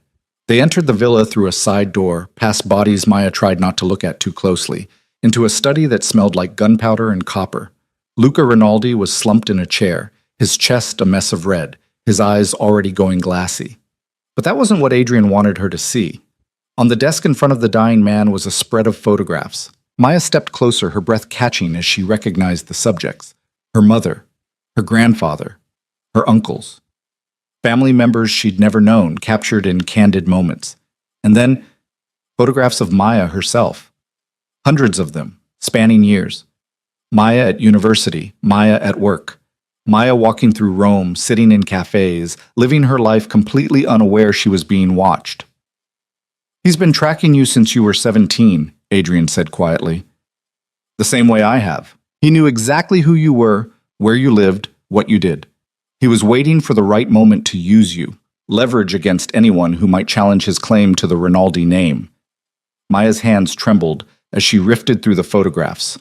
Her entire adult life documented by a man who'd murdered her family. "Why didn't he just kill me?" "Because you're worth more alive." Luca's voice was a wet rasp. Blood bubbled at his lips. "Rinaldi blood, the last legitimate heir, could have married you off to secure alliances." He coughed, red staining his teeth. "Should have done it years ago." "But you waited too long." Adrian's voice was cold. "And now you die knowing you failed. The Rinaldi line continues through Maya, not through you. Your empire is dismantled. Your name will be forgotten. You end here, alone, with nothing." Luca's eyes found Maya's. For a moment, something like regret flickered there. "Sophia would have hated what I became." "My mother would have killed you herself if she'd had the chance," Maya said, surprised by the steadiness of her own voice. Luca's laugh turned into a death rattle. Then he was gone, his eyes fixed on nothing, and Maya was staring at her family's murderer, feeling nothing but hollow relief. Adrian's hand found the small of her back. "Come on, there's nothing more here." They left the villa as Adrian's team finished securing the site. Maya climbed back into the SUV, her mind still processing what she'd seen, what it meant. Luca had been tracking her the same way Adrian had. Two men watching her for years, for different reasons, with different intentions. One had wanted to use her, the other had wanted to protect her, and now one was dead, and the other was driving her back to his fortress, his hand resting on her knee like he had the right to touch her, like she was his in truth and not just on paper. The terrifying part was that Maya didn't pull away. They rode back to Rome in silence, broken only by the hum of the engine and the occasional crackle of radio communication between the convoy vehicles. Maya stared out the window at darkness punctuated by highway lights, her mind replaying the scene in Luca's study over and over. The photographs, her entire life catalogued by a man who'd seen her as nothing more than a strategic asset, a bargaining chip to be traded when the moment was right. Adrian's hand remained on her knee, his thumb moving in slow circles that Maya suspected he didn't even realize he was doing. The touch should have felt possessive, invasive. Instead, it anchored her, a reminder that she was here, alive, safe, when she could just as easily have ended up dead in some alliance-building marriage to a man as monstrous as Luca himself. "You're quiet," Adrian said finally, his voice low enough that the driver couldn't hear. "I'm processing." Maya kept her gaze on the window. "My whole life I thought I was invisible, just another girl trying to survive in a city too big to notice her. But I wasn't invisible at all. I was being watched by two different monsters, for two different reasons, and I never knew. I'm not," Adrian started, but Maya cut him off. "You are, though. You're just a different kind of monster than Luca was." She turned to look at him, taking in the blood still spattered across his collar, the coldness that hadn't quite left his eyes. "You kill people who cross you. You control an empire built on violence and fear. You took me because you wanted to, and you had the power to do it. Those are monster behaviors, Adrian. The fact that you're protecting me doesn't change what you are." Adrian's jaw tightened. "And what am I protecting you from, Maya? Men exactly like me. Men who would have used you and discarded you without a second thought. At least I'm honest about what I want." "Are you?" Maya challenged. "Because I still don't fully understand what you want. You say it's about debt to my mother, about keeping me safe, about being fascinated by my strength. But none of that explains why you brought me to your home instead of just continuing to protect me from a distance. None of that explains why you look at me the way you do. The air in the vehicle shifted, charged with something electric and dangerous. Adrian's hand tightened on her knee. How do I look at you? Like I'm something precious you're afraid will break if you touch too hard. Maya's voice dropped. And like you want to touch anyway. Adrian went very still. When he spoke, his words were measured, careful. We're not having this conversation here. Then where? When? Maya pressed. You've had me in your house for 2 weeks. You've given me everything except honesty about what this really is. I deserve to know. You deserve to be safe, son. Adrian's control was fracturing, emotion bleeding through the cracks. That's what you deserve. Everything else is complicated. I'm done with your version of simple, Maya shot back. Simple got me sold by my father and signed over like property. If we're doing complicated now, I want the truth. The rest of the drive passed in tense silence. By the time they reached the villa, dawn was breaking over the hills, painting the sky in shades of rose and gold that felt absurdly beautiful given where they'd just been. Adrian's team dispersed to various posts while he led Maya inside, his hand at her back guiding her through corridors she now knew by heart. But instead of letting her retreat to her wing, he steered her toward his private office, the west wing she'd been forbidden from entering. Maya's pulse quickened as he unlocked the door and ushered her inside. The office was exactly what she'd expected.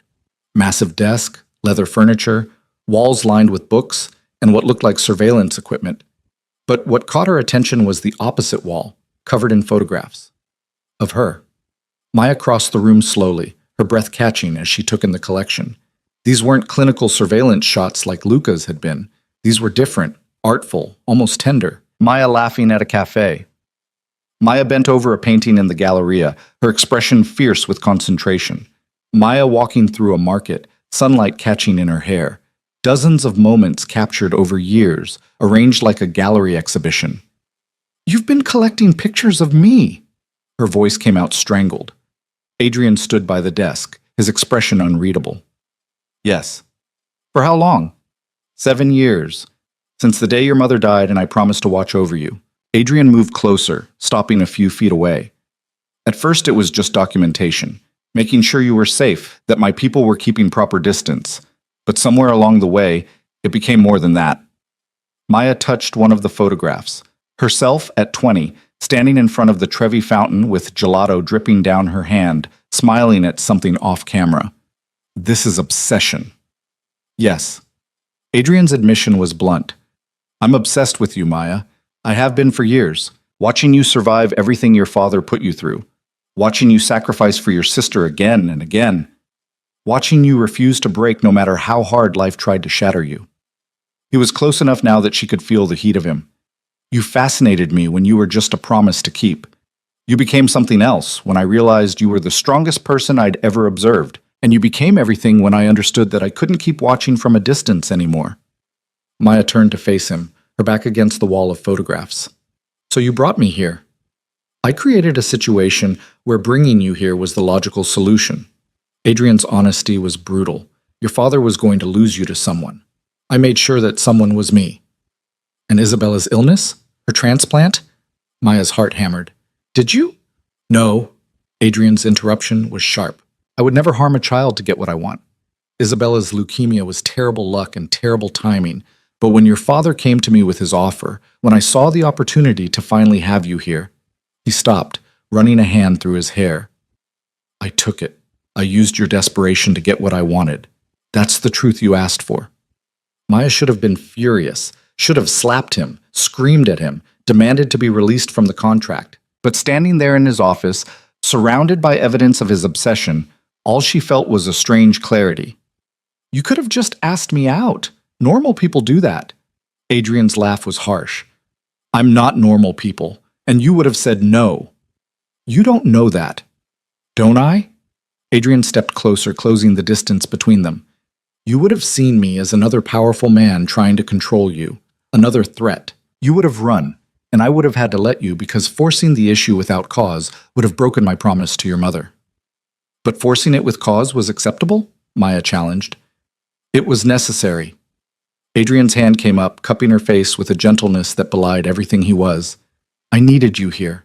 Safe. Mine. Where I could keep the promises I made and also have what I want for the first time in 15 years. And what do you want, Adrian? Maya's voice was barely a whisper. Say it plainly. Adrian's thumb brushed across her cheekbone, his dark eyes burning into hers. I want you. In every way a man can want a woman. I want you in my home, in my bed, in my life. I want to protect you and possess you and know that you're mine in truth, not just on paper. I want to give you everything and watch you thrive under my care. I want... His voice cracked slightly. I want you to choose me, not because of a contract or a debt or because your sister's life depends on it. I want you to choose me because you want to be here. The confession hung between them, raw and honest and terrifying. Maya stared at the man who'd controlled her life for 7 years, who'd manipulated circumstances to bring her into his home, who'd just killed a man in front of her without hesitation, this monster who looked at her like she was something sacred. I don't know if I can do that, Maya whispered. I don't know if I can separate what I feel from what you've forced me to feel. Then don't. Adrian's forehead pressed against hers. Don't separate it, just feel it. Whatever it is, anger, fear, gratitude, attraction, feel it and decide what you want to do about it. Maya's hands came up to his chest, feeling his heartbeat through blood-stained fabric. What if what I want conflicts with what you want? Then we negotiate. Adrian's lips brushed her temple. I told you once that you're not property. I meant it. You have power here, Maya, more than you realize. What I want doesn't override what you need. Prove it. Maya pulled back enough to meet his eyes. I want to see my sister without guards hovering. I want to be able to call her, talk to her, without someone listening in. And I want access to my mother's case files, the real ones, all of them. Not summaries or explanations. I want to see the evidence of what Luca did. Adrian was quiet for a long moment. Then, done. Isabella can have supervised but private visits with you in the medical wing. Phone calls monitored for security but not recorded. And I'll have Anna bring you the complete files on your mother's death by this afternoon. Just like that? Maya was skeptical. Just like that. Adrian's smile was slight. I told you, you have power here. You just needed to use it. Before Maya could respond, her hands fisted in his shirt, and she pulled him down into a kiss that was more collision than romance. Adrian made a sound low in his throat, his arms coming around her, and suddenly they were pressed against the wall of photographs, mouths clashing in a kiss that tasted like violence and need and 7 years of watching and wanting. Maya didn't know who she was in this moment, the captive or the willing, the victim or the accomplice. But she knew that kissing Adrian felt like claiming something back, like exercising the power he'd said she had. His hands tangled in her hair, careful not to hurt her, and she bit his lip hard enough to draw blood because she could, because he'd let her. When they finally broke apart, both breathing hard, Adrian's eyes were darker than she'd ever seen them. Maya. Don't. She pressed her fingers to his lips. Don't explain or apologize or tell me what this means. I don't know yet. I just needed to know what it felt like. And? Adrian's voice was rough. And it felt like choosing. Maya stepped away, putting distance between them before she did something else impulsive. I'm going to check on Isabella, then I'm going to read my mother's files. Then I'm going to decide what I want from you beyond survival. She left him standing there in his office, surrounded by photographs of her, and felt his eyes on her back all the way to the door. Isabella was awake when Maya reached the medical wing, sitting up in bed with color in her cheeks that hadn't been there a week ago. The transplant was taking, her body was accepting the new marrow, beginning the slow process of healing. Maya! Isabella's smile was bright. Where have you been? I woke up hours ago, and the nurses said you were out. I had to handle some things. Maya settled into the chair beside the bed, taking her sister's hand. The lies were getting easier, which disturbed her. How are you feeling? Better. So much better.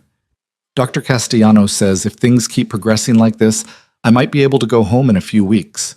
Isabella's expression clouded. Except I don't know where home is anymore. They won't tell me where we are, and when I ask about Papa... Papa is fine, Maya interrupted, though she had no idea if that was true and didn't particularly care. And home is wherever you're safe and healing. Don't worry about logistics right now. But you're here. Isabella squeezed Maya's hand. That's what matters. You've been taking care of me my whole life. I don't know what I'd do without you. Guilt twisted in Maya's chest. You're not going to have to find out. I promise. They talked for an hour about nothing important. Books Isabella wanted to read, shows she wanted to watch, plans for when she was strong enough to walk outside. Normal sister conversation that felt precious in its mundanity. When Isabella started to tire, Maya kissed her forehead and promised to return tomorrow. Anna was waiting in the hallway with a thick folder. The files you requested. Everything we have on Sofia Rinaldi's death and the investigation that followed. Maya took the folder with trembling hands. Thank you. She retreated to her room, spread the contents across her bed, and spent the next 3 hours reading through police reports, autopsy findings, surveillance footage stills, and witness statements that painted a picture of systematic murder disguised as accident. The brake lines had been cut professionally. The steering column had been tampered with. The crash had been designed to look like mechanical failure, and it had worked because the investigating officers had been either incompetent or paid off. But there were other documents too, ones that made Maya's breath catch. Insurance policies that had paid out to Maya and Isabella after their mother's death. Scholarship applications that had been flagged and approved despite Maya's less-than-perfect grades. Employment references for the Galleria job that came from people Maya had never met. Adrian's fingerprints were all over her life, even in those early days after her mother's death. He'd been there, invisible but active, making sure she survived, making sure she had chances. The last item in the folder was a handwritten letter, the ink faded but still legible. Maya recognized her mother's handwriting immediately. Adrian, if you're reading this, then something has happened to me. I've tried to tell myself I'm being paranoid, that Luca wouldn't dare come after me after all these years. But I know my cousin. I know what he's capable of. And I know that if he finds me, I won't survive. I'm writing to hold you to your promise. Not the one you made when I pulled you from that fire. That debt was paid long ago. The promise you made last week when I told you about my fears, and you swore you'd watch over my daughters if anything happened to me. Maya is strong, stronger than she knows, but she's also vulnerable in ways she doesn't see. Her father is weak and selfish. He'll fail her, probably sooner rather than later. When he does, I need you to be there, not just watching from a distance, but truly protecting her. Give her the chances I can't. Keep her safe from the world I came from. I know what you are, Adrian. I know the violence you're capable of, the darkness you live in, but I also know that you keep your promises, that you value loyalty above all else, that you would die before breaking your word. So I'm trusting you with the most precious thing I have. If I'm gone, Maya is yours to protect, however you see fit. Whatever it takes. Keep her safe.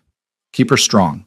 And if the time comes when she needs more than protection, if she needs vengeance for what was done to our family, I trust you to give her that too. Thank you for everything you've done, for everything you will do. Sophia Maya read the letter 3 times, her mother's words blurring through tears. Sophia had known. She'd known she was in danger, known Adrian was watching, known that her death would transfer responsibility for her daughters to a man who lived in violence. And she'd been okay with it, had trusted it, even. Maya is yours to protect, however you see fit, whatever it takes. Permission. Her mother had given Adrian permission to do exactly what he'd done. The manipulation, the control, the eventual claim, all of it fell within the parameters Sophia had set. She'd known her daughter would need someone stronger than Marco De Luca, someone capable of standing between Maya and the darkness that had claimed the Rinaldi family. She'd chosen Adrian, and in doing so, she'd chosen this path for Maya years before Maya ever signed a contract in a warehouse. The realization should have made Maya angry, should have felt like another violation, another way her autonomy had been stripped away. But sitting there with her mother's letter in her hands, Maya felt something else entirely. Relief, understanding, the strange comfort of knowing that even in death, Sophia had been trying to protect her. That evening, Maya joined Adrian for dinner without being summoned. He looked surprised when she entered the dining room, his eyes immediately searching her face for clues to her emotional state. I read the files, Maya said without preamble, taking her seat. All of them, including my mother's letter to you. Adrian set down his wine glass carefully. And I understand now. Maya met his gaze steadily. This isn't just about what you want or what I want. This is about honoring what my mother wanted. She trusted you with me. She gave you permission to protect me however you saw fit. Yes. Adrian's voice was quiet. But that doesn't mean you have to accept. I know what it means, Maya interrupted. It means my mother saw something in you worth trusting, something beyond the violence and the control. She could have asked anyone to watch over me, but she chose you. Maya paused. Why do you think that was? Adrian was quiet for a long moment, his fingers tracing the rim of his glass. Because she knew I would never break a promise to her. And because... He stopped, seeming to struggle with the words. Because she knew I was already half in love with you, even then. Maya's breath caught. What? The first time I saw you after your mother died, you were 19. Standing at her grave in the rain, refusing to let your father touch you because you knew he'd only make things worse. You were crying, but you were also furious. At him, at the world, at everything. And I thought, oh... Adrian's smile was sad. I thought, there she is, the strength Sophia told me about. The girl who would survive anything. That's not love, Maya whispered. That's fascination. It started as fascination. Adrian's honesty was brutal.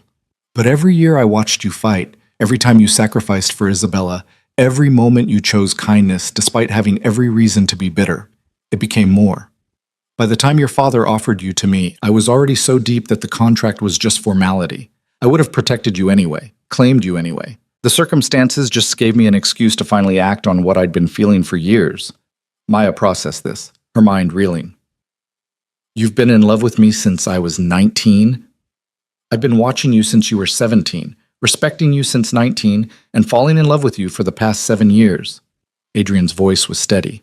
The only thing that changed 2 weeks ago was proximity. Now I can stop watching from a distance and actually have you here. That's insane. Probably. Adrian's smile was slight. But I've never been particularly sane where you're concerned. Maya stood abruptly, her chair scraping against marble. She crossed to where Adrian sat, watching her with those dark, intense eyes. When she reached him, she took his face in her hands and kissed him hard. Not the desperate collision from this morning, but something deeper. A claiming of her own. Adrian made a sound low in his throat, his hands coming to her waist, pulling her down into his lap. Maya went willingly, straddling him right there in the dining room, her fingers tangling in his hair. This was choosing. This was exercising power. This was taking what she wanted instead of waiting for it to be given or forced. When they broke apart, both breathing hard, Adrian's eyes were nearly black with want. Maya, I'm choosing you. Her voice was firm. Not because of the contract, not because you saved Isabella, not even because my mother trusted you. I'm choosing you because you're the only person who's ever seen exactly who I am and wanted me anyway. The strength and the fear and the anger, all of it. You don't want me to be smaller or quieter or easier. You want me exactly as I am. I do. Adrian's hands tightened on her waist. Exactly as you are. Then have me. Maya's lips brushed his jaw. But on my terms. I'm not your possession. I'm not your property. I'm your partner. You're equal. The woman you're in love with who happens to live in your house under unusual circumstances. Adrian's laugh was rough. Those are good terms. I'm not finished. Maya pulled back to meet his eyes. I want full access to everything. Your business, your plans, your world. No more secrets. No more protecting me from information. If I'm going to be here, I'm going to understand exactly what here means. Done. Adrian's agreement was immediate. And I want to be trained. Maya's voice was steady. Self-defense, weapons, strategy, everything your people know. I won't be helpless. I won't be a weakness someone can exploit. Already planned for. Adrian's smile was genuine now. Marco starts training you tomorrow if you're willing. I'm willing. Maya kissed him again, softer this time. And Adrian? When I'm ready, when this feels less like captivity and more like choice, I want you to ask me properly. Not order me, not assume. Ask if I want to be yours. And when I ask, Adrian's voice was rough with emotion. Then I'll give you my answer. Maya stood, extracting herself from his lap with deliberate slowness. But not tonight. Tonight I just needed you to know that I'm staying because I want to, not because I have to. She left him there in the dining room, desire and hope warring across his features, and felt powerful in a way she never had before. She was still in a gilded cage. Still bound by contract to a man who'd manipulated circumstances to claim her. But now she was choosing to be here, choosing to see where this impossible thing between them might lead. That night, Maya dreamed of her mother standing in the rain, smiling that secretive smile she'd always had when she knew something Maya didn't. In the dream, Sophia spoke one sentence, I chose well. When Maya woke, sunlight streaming through her windows, she realized her mother had been right. Sophia had chosen well, and now Maya was choosing too, on her own terms, in her own time, but choosing nonetheless. Training with Marco began at dawn the next morning in a section of the villa Maya hadn't known existed, a basement gymnasium equipped with everything from weight equipment to what looked disturbingly like an interrogation setup. Marco was patient but uncompromising, teaching her how to break holds, where to strike to disable an attacker, how to move her body to maximize damage despite her smaller size. "You're fast," he observed after their first week, watching Maya execute a particularly vicious elbow strike to the practice dummy. "Faster than most people I train, and you're not afraid to hurt." "I've had practice being afraid," Maya said, rapping her bruised knuckles. "I'm done with it." Word of Luca's death had spread through Rome's underworld like wildfire. Adrian's consolidation of the remaining Rinaldi territories was swift and absolute. Former allies of Luca either bent the knee or disappeared. By the end of the second week, the family that had murdered Maya's grandfather existed only in history. Adrian had dismantled it piece by piece, absorbing what was useful and destroying the rest. Maya watched this happen from inside the villa, attending meetings that Adrian now invited her to join. She sat beside him while men twice her age reported on shipments and territories and disputes, and she learned the language of the underworld, percentages and protocols, loyalty and leverage. It was like learning a dark mirror of business school, where the stakes weren't quarterly profits, but actual lives. "You're a natural at this," Adrian said one evening after a particularly tense negotiation that Maya had helped resolve by pointing out a logical flaw in the opposing party's position. "You see patterns most people miss." "I've been invisible my whole life," Maya replied. "You learn to observe when no one's looking at you." Isabella's recovery progressed faster than anyone expected. Within 3 weeks of the transplant, she was strong enough to walk the villa's gardens, marveling at the beauty surrounding her. Maya told her carefully edited versions of the truth. That they were staying with a family friend who'd arranged the donor, that they were safe here, that Isabella didn't need to worry about anything except healing. "He seems nice," Isabella said one afternoon, referring to Adrian who'd stopped to speak with them during their walk. "Intense, but nice. Is he the one who paid for all this?"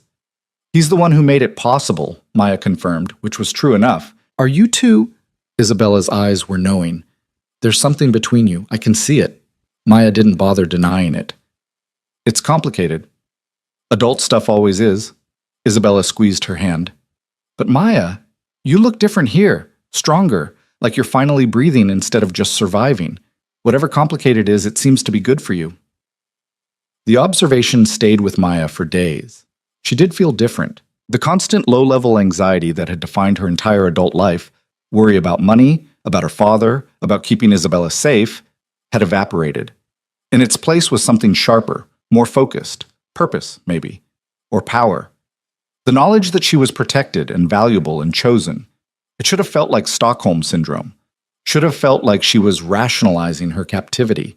But Maya's captivity had evolved into something else entirely. She could walk the grounds freely now, could access any room in the villa except Adrian's private quarters without permission, could call Isabella whenever she wanted, spend hours in the studio working on restoration projects that Adrian provided from his extensive collection. The only thing she couldn't do was leave.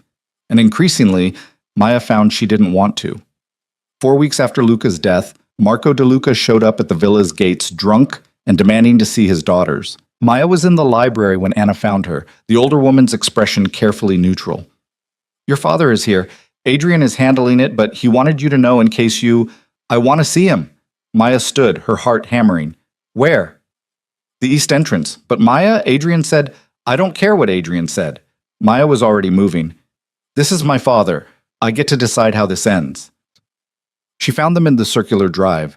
Marco held between two guards while Adrian stood at a careful distance, his posture relaxed, but his eyes cold.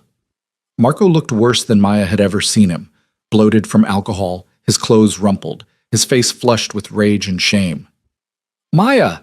Marco lunged toward her when he spotted her, but the guards held firm. "Tell them to let me go. Tell them you want to come home." "This is insane. You can't just live here with this criminal. You're my daughter." "I was your daughter," Maya interrupted, her voice steady. "Right up until you sold me to settle your debts." Marco's face crumpled. "I didn't have a choice. They were going to kill me. You don't understand the pressure I was under. You had a choice. Maya stepped closer, close enough to smell the whiskey on his breath. You could have asked Adrian for help without offering me his payment. You could have gone to the police. You could have done literally anything except drag me to a warehouse and hand me over like property. But you didn't. You chose the easiest path that cost you nothing and cost me everything. I'm your father, Marco's voice broke. You owe me. I owe you nothing. Maya's words were ice. You drank away Mom's insurance money. You gambled away every chance I had at a normal life. You borrowed from criminals and let me pay the price. The only thing I owe you is honesty. I'm better off here than I ever was with you. He's brainwashed you, Marco spat. Turned you against your own family. You turned me against you all by yourself. Maya looked at Adrian, then back at her father. Isabella is healing. She's going to live a full, healthy life. She'll graduate, go to university, have everything she deserves. And you know why? Because Adrian kept his promises. Because he actually protected what mattered instead of selling it. Marco's face went red. You think you're safe here? You think he won't get tired of you and throw you away? You're just a... Adrian moved so fast Maya barely saw it. One moment he was standing 3 feet away. The next his hand was wrapped around Marco's throat, lifting the older man onto his toes. Finish that sentence, Adrian said quietly, and they'll find pieces of you scattered across 3 provinces. The only reason you're still breathing is because Maya hasn't told me to stop. Test me again and see what happens. He released Marco, who staggered back into the guard's grip, coughing. Adrian turned to Maya, his expression unreadable. Your call. What do you want done with him? Maya looked at her father, this man who'd given her life and then spent decades trying to destroy it. She felt nothing. No love, no anger, no grief for what they'd never been to each other. Just emptiness where family should have been. Let him go, she said finally. But if he comes back, if he tries to contact Isabella, if he does anything except disappear into whatever hole he's been drinking in, then, Marco, I want you to understand something very clearly. She met her father's eyes. I won't stop Adrian from doing what he does best. You'll just vanish. Do you understand? Marco nodded frantically, all his bluster gone. The guards released him and he stumbled toward the gates, looking back once with something that might have been regret. Maya watched until he disappeared down the road, then turned and walked back into the villa without another word. Adrian found her in the studio an hour later, standing in front of a Caravaggio she'd been restoring. He didn't speak, just stood beside her, waiting. I should feel something, Maya said finally. He's my father. But all I feel is relief that he's gone. That's because he stopped being your father a long time ago. Adrian's hand found hers. Family isn't just blood, Maya. It's the people who show up, who protect what matters, who keep their promises. Like you. Maya turned to face him. You've been more family to me in 4 weeks than he was in 24 years. Then let me keep being that. Adrian's other hand came up to cup her face. Let me be what you need. Partner, protector, family. Whatever you want me to be. Maya rose on her toes and kissed him, pouring everything she couldn't say into the contact. Adrian's arms came around her, holding her close. And for the first time since her mother's death, Maya felt truly safe. Not just physically protected, but emotionally anchored. Like she'd finally found solid ground after years of drowning. When they broke apart, Adrian's eyes were soft. I have something to show you. He led her through the villa to the west wing, to a room she'd never entered. Inside was an office that mirrored his own, but smaller, more intimate. A desk positioned to catch the afternoon light. Bookshelves already filled with art history texts and restoration manuals. A computer with access to international databases. Files organized in cabinets, labeled and waiting. What is this? Maya breathed. Yours. Adrian moved to the desk, opening a drawer to reveal official documents. I've been setting up a foundation in your mother's name, the Sofia Rinaldi Foundation for Art Preservation. It will fund restoration projects across Italy, provide grants for young conservators, support museums that lack resources. He looked at her. I want you to run it.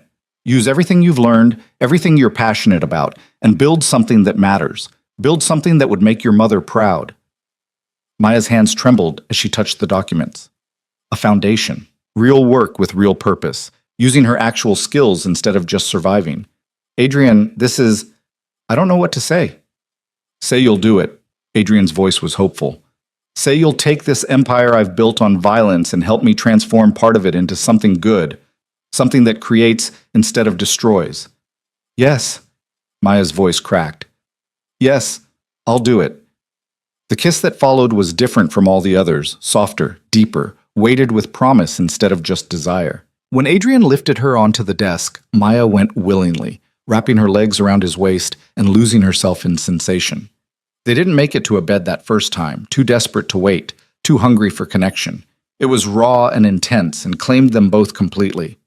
Afterward, lying tangled together on the office floor with afternoon light streaming through the windows, Maya traced the scar along Adrian's jaw. Tell me how you got this. The fire your mother pulled me from. Adrian's voice was drowsy, content. Burning beam fell, caught my face before I could dodge. Sophia grabbed me anyway, dragged me out despite the danger. She saved my life at risk to her own, and she never asked for anything in return. His hand found Maya's. I've spent 15 years trying to be worthy of that sacrifice, trying to be the man she thought I could be instead of just the criminal I was raised to be. You're both, Maya said quietly.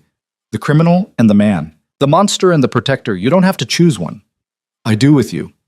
Adrian's eyes opened, dark and serious. I want to be better for you. Want to build instead of just destroy. The foundation is a start, but Maya, he sat up, pulling her with him. I want to give you everything, the world, if you'll let me. But more than that, I want to deserve you. You already do. Maya kissed him gently. You kept Isabella alive. You honored my mother's trust. You've given me power and purpose and safety. You've let me choose you instead of just claiming me. Adrian, you deserve everything I have to give. They made love again, slower this time, learning each other with deliberate care. And when they finally made it to Adrian's bedroom, a space Maya had been forbidden from entering but now belonged in, she fell asleep in his arms feeling complete for the first time in her life. The weeks that followed established a new rhythm. Maya spent mornings working on the foundation, afternoons training with Marco, evenings with Isabella, and nights with Adrian. She learned the full scope of his empire, not just the criminal enterprises, but the legitimate businesses, the political connections, the complex web of loyalty and power that made him one of the most influential men in Italy.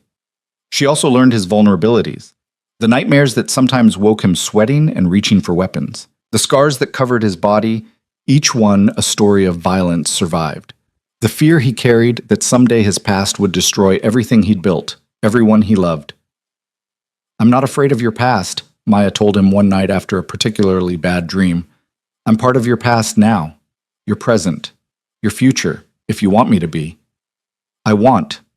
Adrian pulled her closer. I've wanted since the moment I saw you.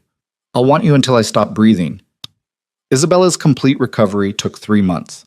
By then, she'd been integrated into the villa's household, treated like family by Anna and the staff, protected with the same vigilance as Maya herself. When Dr. Castellano declared her cancer-free and cleared for normal activities, Maya cried for an hour straight while Adrian held her and Isabella laughed with pure joy. Can I go back to school? Isabella asked that evening at dinner, the three of them eating together like a strange little family. You can do anything you want, Adrian said. Private tutors here, or enrollment in the best school in Rome, or international boarding school if you prefer. Whatever you choose, you'll have every resource you need. Isabella looked at Maya. Is it okay if I stay here? I know this is your life now, not mine, but I feel safe here. I like it here. This is your home too, Maya assured her, for as long as you want it to be. 6 months after Maya had signed the contract in a rain-soaked warehouse, Adrian took her to the rooftop garden at sunset. Rome spread out below them, a city of gold and shadows, beautiful and brutal in equal measure. I have something to ask you, Adrian said, taking her hands. And before I do, I want you to know that you can say no. The contract is void as of today. I had the legal team destroy it this morning. You're free, Maya. Free to leave, free to stay, free to choose without any obligation or coercion. Maya's breath caught. You're releasing me? I'm giving you the choice I should have given you from the beginning. Adrian's voice was steady despite the emotion in his eyes. Stay because you want to. Leave if you don't. Either way, Isabella is protected for life. The foundation is yours. Everything I promised is yours regardless of what you decide about us. And what do you want me to decide? Maya asked. Adrian dropped to one knee, pulling a ring from his pocket that caught the sunset light. It was stunning, a blood-red ruby surrounded by diamonds, set in platinum that looked antique and priceless. I want you to marry me, Adrian said. Not because of a contract or a debt. Not because I manipulated circumstances or because your sister's life depended on it. Marry me because you love me. Because you choose this life, this empire, this future we could build together. Marry me because you want to stand beside me as an equal, a partner, a queen of everything I've built. His voice dropped to something raw and vulnerable. Marry me because 7 years of watching you wasn't enough. 6 months of having you wasn't enough. I want forever, Maya. I want you to be mine in truth, and I want to be yours the same way. Maya looked at the ring, at the man kneeling before her, at the city spread out below them. She thought about the girl she'd been 6 months ago, desperate, afraid, invisible, and she thought about who she was now, powerful, purposeful, seen and valued and loved. I have conditions, she said finally. Adrian's lips quirked. Of course you do. Isabella gets a full ride to any university she wants, with a trust fund that ensures she never has to depend on anyone for financial security. Maya ticked off her fingers. The foundation gets unlimited funding and complete autonomy from your other businesses.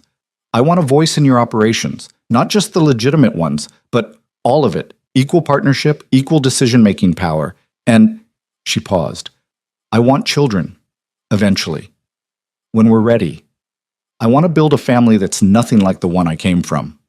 Done. Adrian stood, pulling her close. Every single condition, done. Anything else? Just one more thing. Maya's smile was fierce. I want you to teach me everything. Every dark corner of your empire. Every skill you have. Every secret you've kept. If I'm going to be your queen, I'm going to be a real one. Dangerous, powerful, unstoppable. You're already all of those things. Adrian slipped the ring onto her finger, the fit perfect. You have been since the night you signed that contract. You just needed time to see it. Maya kissed him as the sun set over Rome, painting the sky in shades of blood and gold. Somewhere in the city, her father was probably drinking himself to death.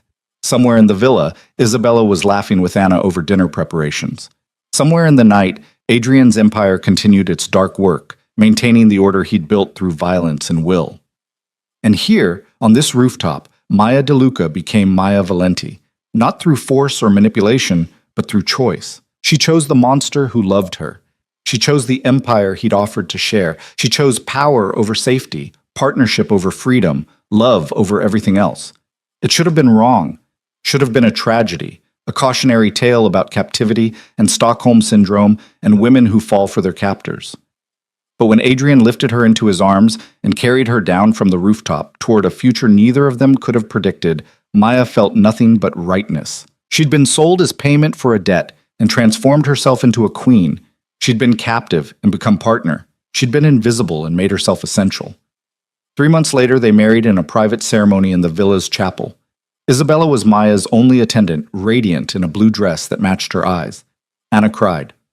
Marco watched from a position of lethal elegance that made several hardened criminals visibly nervous. And Adrian spoke vows in a voice that shook with emotion, promising to honor and protect and love Maya for as long as he lived. Maya's vows were simpler. You gave me everything when I had nothing. You saw me when I was invisible. You let me choose you when you could have just kept me. I love you, Adrian Valenti, every dark, dangerous, beautiful part of you. And I choose you, today and always. The reception was small but significant, a gathering of the most powerful people in Italy's underworld, all there to witness Adrian's claim on his bride and his establishment of a new dynasty.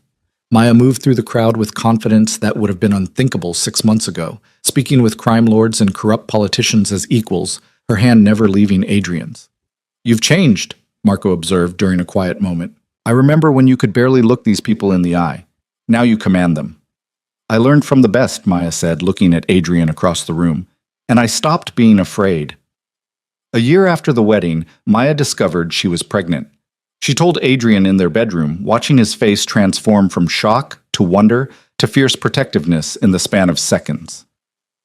A child, he breathed, his hand settling over her still flat stomach.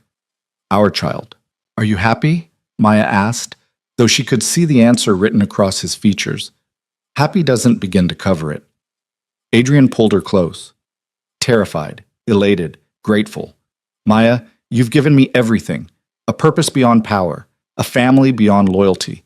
a future I never thought I deserved. The pregnancy was carefully guarded, known only to their innermost circle. But word still spread through the underworld that Adrian Valenti's wife was carrying his heir. Several of Adrian's remaining rivals saw it as an opportunity, a weakness to exploit. They were wrong. The attack came when Maya was 7 months pregnant, a coordinated strike at the hospital where she'd gone for a routine checkup. 6 armed men tried to breach the security detail, tried to reach Maya while she was vulnerable. They didn't account for Maya's training, didn't know that Marco had spent a year teaching her to fight, that Adrian had armed her, that she'd transformed from victim to warrior. When the first attacker reached the examination room, Maya put 2 bullets in his chest before he could raise his weapon. The second died with a scalpel through his throat. Not Maya's work, but Isabella's, who'd been visiting and proved she'd learned more than just recovery in Adrian's household. By the time Adrian's full team arrived, the threat had been neutralized. Maya stood over the bodies, her hand on her swollen belly, her eyes cold. "Anyone else want to test me?" she asked the remaining attackers who'd been captured alive. "I'm carrying Adrian Valenti's child. That makes me the most dangerous person in this building. Remember that before you tell your bosses what happened here." The survivors were released with that message. Within a week, the organization that had ordered the hit was dismantled. Adrian and Maya worked together to eliminate every person involved, and their response was so swift and brutal that it became legend in the underworld. Touch Adrian Valenti's family, and you didn't just die, you were erased completely. Maya gave birth to a daughter in the villa's medical wing, surrounded by the best doctors money could buy, and protected by enough security to defend a small nation. She labored for 12 hours while Adrian held her hand and Isabella paced anxiously outside, and when their daughter finally arrived with a furious cry, Maya felt something in her chest crack open and reform around this tiny, perfect life. "Sophia," she whispered, looking at Adrian through tears. "We'll name her Sophia." Adrian's expression shattered and rebuilt itself, emotion naked on his face as he looked at his daughter. Sophia Rinaldi Valenti, our little warrior. The baby girl had Maya's dark hair and Adrian's intense eyes, and from the moment she drew breath, she was the most protected child in Italy. But she was also loved, fiercely, completely, by parents who'd found each other in violence and built something beautiful from the ashes of their broken pasts. Isabella went to university in Florence, studying medicine with the goal of becoming a pediatric oncologist. She visited every holiday, bringing her girlfriend, a sweet architecture student who nearly fainted the first time she met Adrian. She was part of their family, protected and valued, living the life Sophia had dreamed for her daughters. The Sophia Rinaldi Foundation grew into one of Italy's most respected art preservation organizations. Maya ran it with ruthless efficiency, balancing her work between legitimate cultural projects and her role in Adrian's empire. She was mother, businesswoman, queen of the underworld, and she wore all 3 crowns with equal grace. 5 years after their wedding, a journalist tried to write an exposé on Adrian's criminal activities.